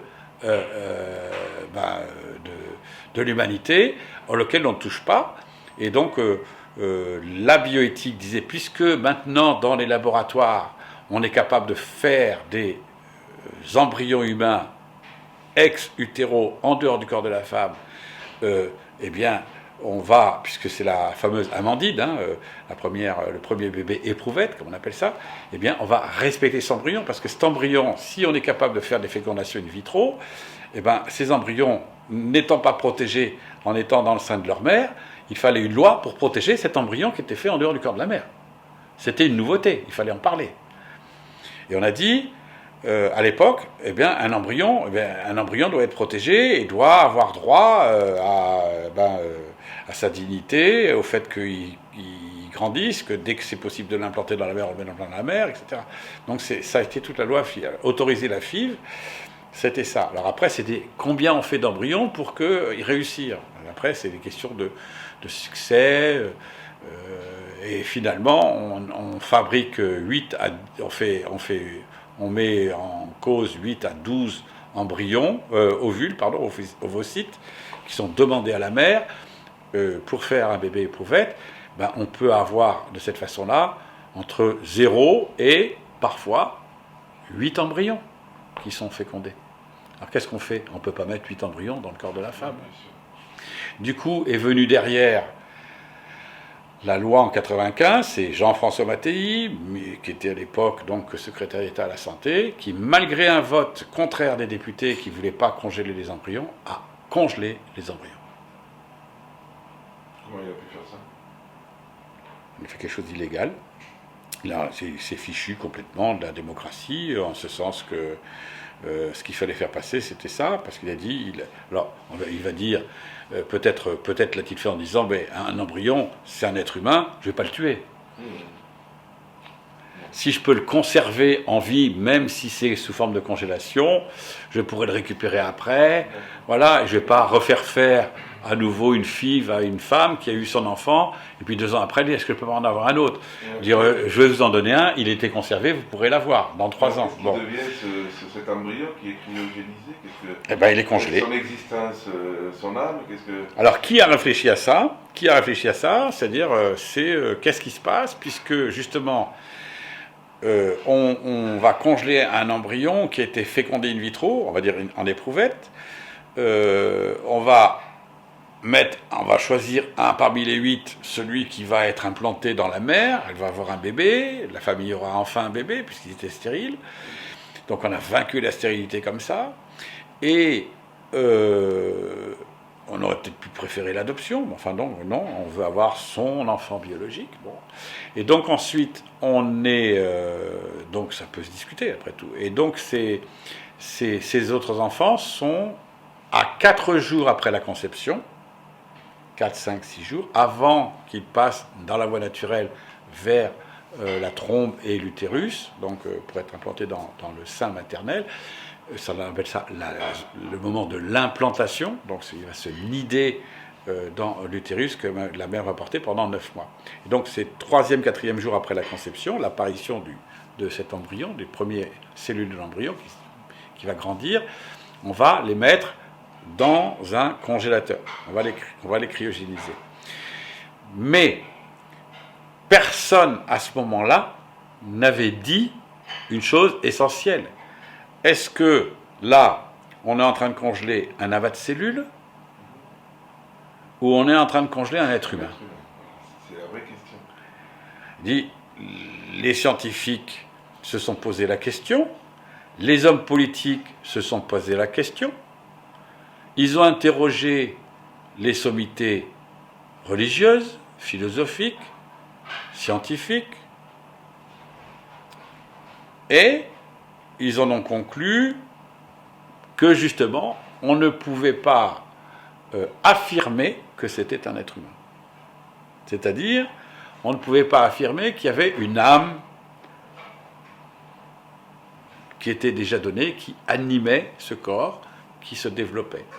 Donc, ce sont parce que se confrontaient à ce moment-là, et se confrontent toujours d'ailleurs, deux opinions, qui étaient des opinions qui n'avaient pas été suffisamment approfondies d'ailleurs, et qui étaient celles qui invoquent l'animation tardive. L'âme, elle va venir, elle va être créée, puisque encore une fois, c'est pas l'homme qui crée une âme, c'est une création de cet être premier qui fait que l'être existe. Eh bien, elle va être créée à partir du moment où cette âme pourra exercer des actes qui sont des actes humains, des actes qui sont propres à celle de l'âme. L'âme a une intelligence, l'âme, les 3 caractéristiques principales de l'âme, une intelligence, et elle a une volonté, capacité de choisir et d'aimer le bien, ce qui est, et la mémoire. On appelle ça la mémoire dei, c'est-à-dire c'est la mémoire ontologique, la mémoire génétique, c'est-à-dire cette capacité de se souvenir et même de connaître, puisque ces 3 forces, ces 3 puissances de l'âme se connectent les unes les autres, elles ne sont pas séparées, elles sont unies, c'est 3 en 1 et 1 en 3, donc toujours pareil, même au niveau de l'âme. Et donc on a la memoria dei, on appelle ça c'est les théologiens comme saint Augustin, bien avant l'an 1000, et donc qui va caractériser, qui va scruter cette puissance de l'âme qui s'appelle la mémoire génétique, la mémoire ontologique. C'est une puissance de l'âme. Alors, cette puissance de l'âme, elle est passive, parce que justement, c'est la Genèse. Dans la Genèse, je reçois la vie, je reçois l'être, je le reçois justement, je suis créé. Donc je la reçois. Elle n'est pas capable, cette âme-là, elle n'est pas capable au début de faire des actes.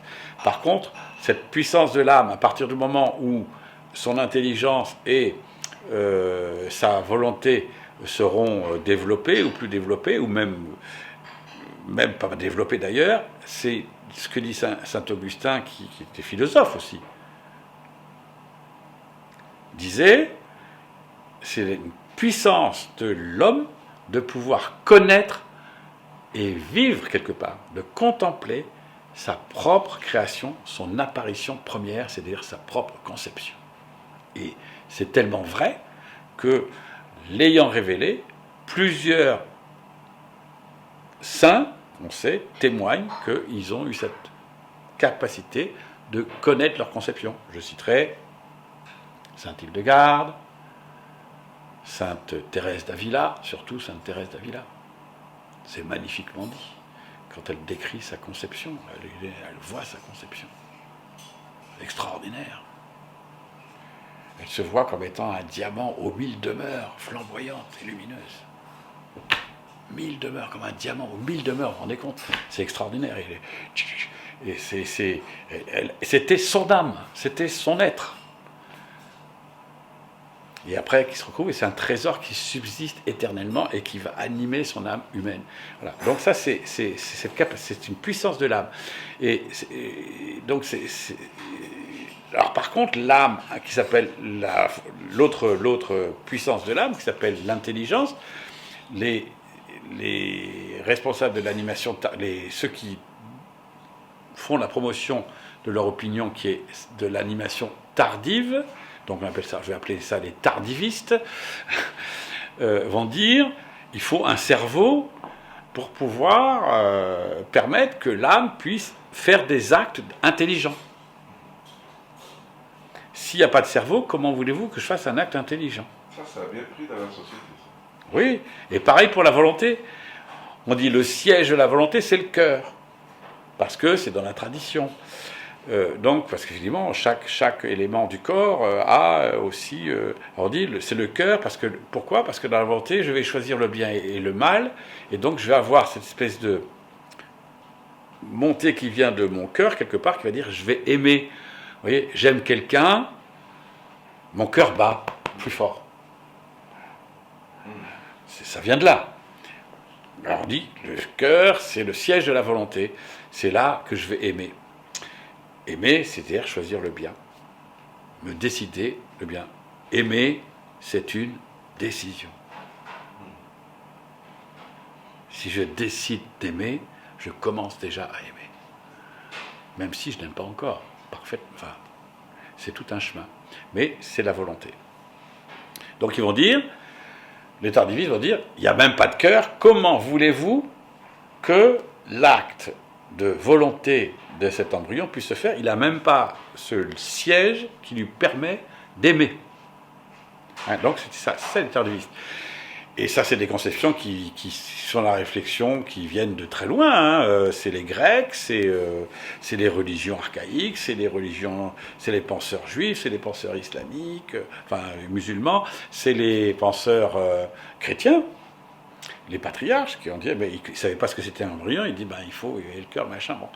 Donc ils en épousent des trucs un petit peu grégaires, qui ont manqué de réflexion, et quand on est arrivé à la loi bioéthique en 99, eh bien, la position qui établit que Dieu, l'âme, on peut parler de Dieu, mais l'âme, bien sûr c'est Dieu, mais on peut le dire aussi philosophiquement, on peut le dire métaphysiquement parlant, il y a une âme dès l'apparition de la première cellule humaine qui est totalement individualisée. Il y a eu le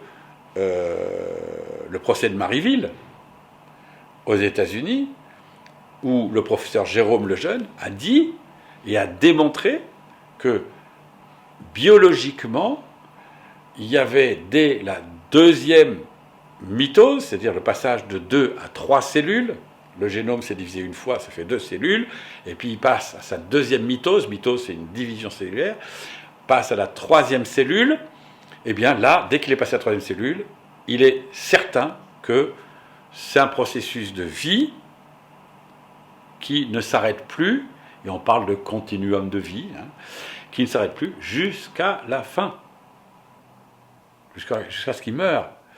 Et encore, est-ce qu'il ne continue pas encore un peu, puisqu'on va trouver des cellules ADN encore dans le cadavre de quelqu'un qui est mort il y a 3000 ans,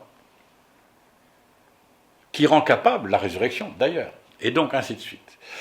Donc on est dans un processus où Jérôme Lejeune a dit à Marieville, il a gagné le procès à Marieville, qui a fait jurisprudence internationale pour dire que dès que le génome est apparu, désolé, il y a un individu parfaitement déterminé, unique, totalement individué et vivant. Et s'il est vivant, il a donc un corps embryonnaire, aussi petit soit-il, qui est animé de cette vie et qui fait qu'il se divise, il se développe, il reçoit des informations, il donne des informations. Il a cette volonté de vivre ou cette volonté de ne pas vivre. À tel point que une fécondation, quelque part, sur 7 aboutit à un enfant viable, enfin un embryon viable. Parce qu'il y a eu tout le processus de fécondation avant. Entre la fécondation de l'ovule, pour arriver à ce génome, il y a, si c'est en fécondation in vitro en éprouvette, c'est 19h, 20h. Si c'est in utero dans le sein de la mère, ça peut être 2-3 heures, on ne sait pas exactement. Mais enfin, ça va beaucoup plus vite. Parce que les conditions épigénétiques de l'apparition du génome sont très différentes quand on est dans le sein maternel que dans une éprouvette, ça se comprend fort bien. Donc, et d'ailleurs, les causes de fécondation qui aboutissent à un enfant, à un embryon, sont beaucoup plus énormes dans le sein maternel que dans une éprouvette. Il y a beaucoup de taux d'échec d'arrivée d'une fécondation. Une fois que l'ovule est fécondé, pour aboutir à un génome, il y a un taux d'échec qui est important, beaucoup plus que dans le sein maternel. Pourquoi ? Parce que l'environnement, évidemment, est préférable et plus porteur, voilà, donc, que dans une éprouvette, c'est évident.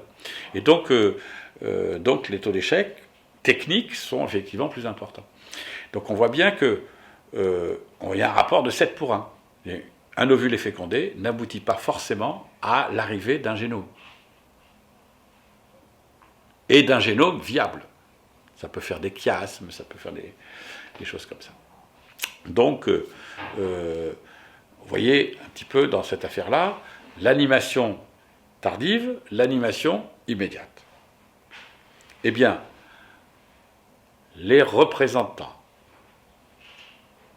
des religions, les représentants des philosophes en France, au cours des États généraux, entre l'an 2000 et l'an 2004, je peux en témoigner, ont tous promu l'animation tardive. Et ont rejeté l'animation immédiate aux calendes grecques. C'est-à-dire, c'est même pas avant les calendes grecques, parce que s'ils avaient écouté les calendes grecques, ils auraient peut-être prôné l'animation tardive, l'animation immédiate. Ce qui n'est pas vrai, puisque Aristote était plus dans le domaine de dire qu'il y a une âme uniquement quand il y a un cœur et une intelligence. Donc justement, les philosophes là avaient dit, parce qu'ils ne savaient pas à ce moment-là qu'il y avait une identité sexuelle dès l'apparition du génome. Ils disaient, il y a une identité sexuelle le 40e jour, quand il y avait des fausses couches, ils voyaient le sexe, c'était un garçon. Donc, ils disaient le 40e jour, on savait que c'était un garçon. Donc, on disait, à ce moment-là, du coup, on sait qu'il avait une âme, puisqu'il avait, c'est ce qui caractérisait le paramètre qui permettait aux Grecs, à ce moment-là, de dire qu'il y avait un être humain, c'est qu'il avait une identité sexuelle, c'était la sexualité qui faisait qu'il était parfaitement individué. Et donc, on ne voyait pas le sexe de l'enfant pour les fausses couches de moins de 40 jours. Donc, on disait, c'est donc à 40 jours, on est sûr qu'il avait une âme. Et puis, pour les filles, on ne voyait la formation sexuelle de la fille qui était plus complexe et plus compliquée, qui n'apparaissait physiquement que pour les fausses couches de 80 jours. Donc, on disait, quand c'est une fille, elle a une âme, on sait qu'elle a une âme au 80e jour après la conception. Et donc, alors évidemment, ça déclassait la fille par rapport au garçon. Le garçon a une âme plus tôt, etc. Bon, ça fait partie de ce genre de truc. Alors qu'aujourd'hui, on sait avec la technologie que dans le premier génome, on sait avec son ADN, il a les chromosomes XX ou chromosomes XY. Si c'est XXXY, on sait que c'est une fille. Donc ça, c'est dès l'apparition du génome. Donc il a son identité sexuelle dès l'apparition du génome. Donc il a une âme dès que le génome est là, si on suit la philosophie d'Aristote, si on lui suit le raisonnement d'Aristote, si on suit le raisonnement qu'on a conclu aussi pour les catholiques saint Thomas d'Aquin, qui disait la même chose qu'Aristote, mais en disant le principe que dit aussi saint Thomas d'Aquin, c'est que dès lors qu'il y a l'identité sexuelle qui est là, c'est qu'il y a une âme. Donc, si saint Thomas d'Aquin vivait aujourd'hui, il dirait évidemment, l'âme existe, évidemment, dès que le génome apparaît. Il serait donc, manifestement, quand on suit le raisonnement et les raisonnements de saint Thomas d'Aquin, notamment, docteur de l'Église, eh bien, il dirait, c'est évident qu'il y a une âme dès l'apparition du génome. C'est d'ailleurs ce que dit, encore une fois, ce manuel bioéthique, le dit, à la page, on s'y reportera, hein, je vais vous le dire, c'est la page, c'est vers la fin, il faut arriver, vous vous rendez compte, à la page 70, ce qui est un beau chiffre, 70, hein. Le sexe de l'enfant, XX fille ou XY garçon, est donc déterminé à l'instant de la conception et, virgule, dès la constitution de la première cellule. Ça, c'est le genre de choses qui n'étaient pas dit entre 2000 et 2004. Donc, Ça vient, c'est pas une évolution, ce dont on se réjouit, c'est qu'aujourd'hui, dans l'Église, il y a des laïcs, c'est des laïcs ça, qui disent, il est de toute évidence, c'est de l'animation. Parce que biologiquement, c'est une évidence, procès de Marieville, tout le monde le savait, mais on n'a pas voulu écouter ça. Pourquoi ? Parce qu'on a préféré, le législateur a préféré opter, et d'ailleurs dans tous les débats parlementaires, à tronquer ces débats parlementaires pour ne donner la parole qu'à ceux qui étaient partisans de l'animation tardive. Vachement intéressant. Pourquoi ? Parce que entre la conception de l'embryon, l'apparition du génome, et sa phase intra-utérine, c'est-à-dire la phase de constitution de cet embryon, l'embryon est constitué dans la mesure où on voit toutes ces cellules pluripotentes, potipotentes, unipotentes qui se sont créées. Donc on voit bien qu'il y a un être humain avec toutes ses composantes, ces lignées cellulaires. Eh bien, à ce moment-là, on peut dire qu'effectivement, il a ses capacités. On dit que l'embryon est constitué dans toutes ses composantes. Voilà. Il a des composantes avec des lignées cellulaires neuronales, cutanées, fœtales, etc., etc. Donc, il est bien constitué, alors qu'avant, il n'est que en puissance, en quelque sorte. Donc, on va dire que l'Église va dire aussi, l'Église aussi va dire, et la philosophie aussi va dire, la métaphysique en cours à cette époque-là va dire, l'âme, cet être humain-là n'existe pas encore, puisqu'il n'a pas d'âme, c'est un être humain en puissance. Et donc on voit apparaître dans la loi bioéthique cette notion d'être humain en puissance, de personne en puissance. Mais du coup, le raisonnement profane va dire, si c'est une personne en puissance, c'est qu'elle n'est pas là.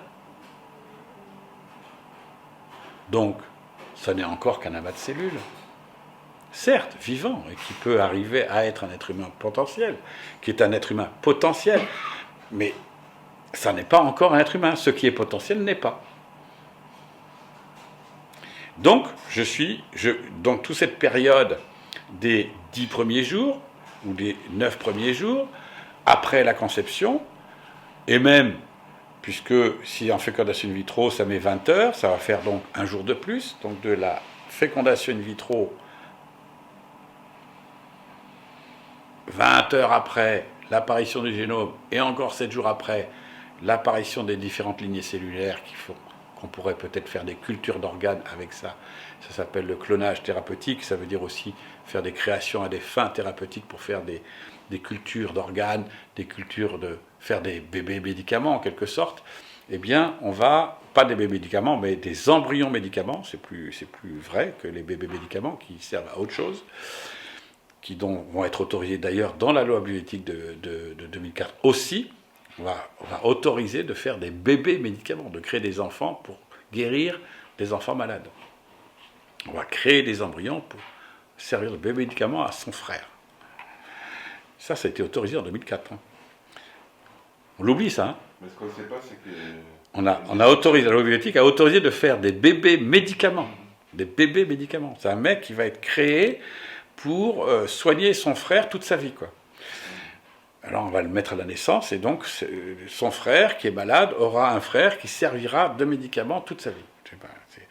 C'est le mec, il est prédéterminé pour soigner son frère, comme un médicament. Donc on voit déjà apparaître, dès 2004, par rapport à la maladie, un bébé médicament, on va créer des êtres humains à des fins utilitaristes, qui sont bonnes, puisque c'est pour soigner son frère. Mais est-ce qu'on lui a demandé son avis? Non. Et est-ce qu'il peut refuser à un moment donné? Bah oui, il peut. Bah alors, c'est plus un médicament. Donc voilà, il est confronté, on confronte quelqu'un qui dit, bah attends, si tu n'es plus ton médicament, si tu n'es plus ce pourquoi tu as été destiné, tu fais mourir ton frère, tu es un assassin, tu es un criminel. Tu le fais volontairement. C'est terrifiant. On détruit la liberté de la personne. Tu choisis plus, tu es obligé. Donc on crée, dès 2004, on a commencé à dire, on va pouvoir fabriquer des êtres humains qui sont prédéterminés. On a amputé leur liberté. Et la liberté, dans une république où on dit liberté, égalité, fraternité. On a gardé fraternité, mais il n'y a plus liberté.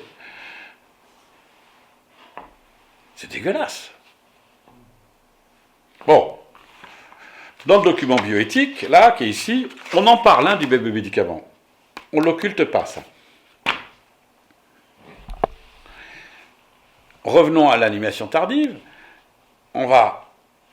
On dit finalement, tous ceux qui vont promouvoir ça, je suis sur un amas de cellules, mais si je suis dans un amas de cellules jusqu'à le 9e jour, après la conception, c'est vachement sympa pour la recherche biogénétique, pour la procréation médicale, pour faire avancer la recherche, parce que pendant 10 jours, je suis libre. Et c'est pour ça que le législateur a pu dire sa loi, et qui a dit, finalement, on va utiliser toute cette période-là pour développer, analyser, etc., faire des choses avec ces embryons, on va inoculer des virus pour voir des médicaments qui permettront pendant cette période-là, si on ne peut pas guérir l'embryon, etc. Donc on va faire de la prévention, du traitement médical, thérapeutique, etc., pour sauver les embryons. Oui, ouais, on fait vachement bien, c'est pour le bien. Pas de chance, parce que ces embryons qui vont servir de cobayes pendant cette période-là, ben, ce sont des êtres humains quand même. C'est dramatique.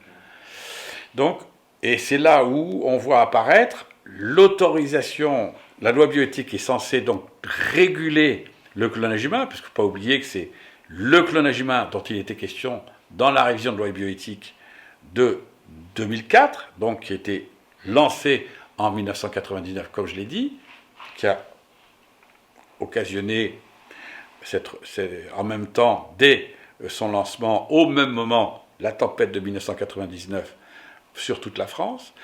On a eu 4 ans de débat, 2000, 2001, 2002, 2003 et 2004, juillet 2004. Donc ça fait quand même 4 ans et demi.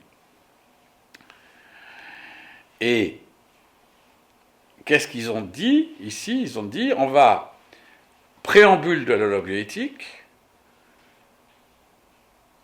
le clonage humain est un crime contre l'espèce humaine. C'est le préambule, voilà. Nous avons donc le préambule de la loi bioéthique qui a dit c'est interdit de faire des clones humains. Alors tout le monde dit aujourd'hui, mais pourquoi vous vous attaquez au clonage puisque c'est interdit? Vous voyez bien, c'est dans le préambule. C'est même un crime contre l'espèce humaine. Il n'y avait pas une autre loi, la loi Veil, qui démarrait un petit peu comme ça aussi. Alors la loi Veil prend dans son préambule, dans son principe fondamental, que la loi française doit respecter l'être humain dès sa conception.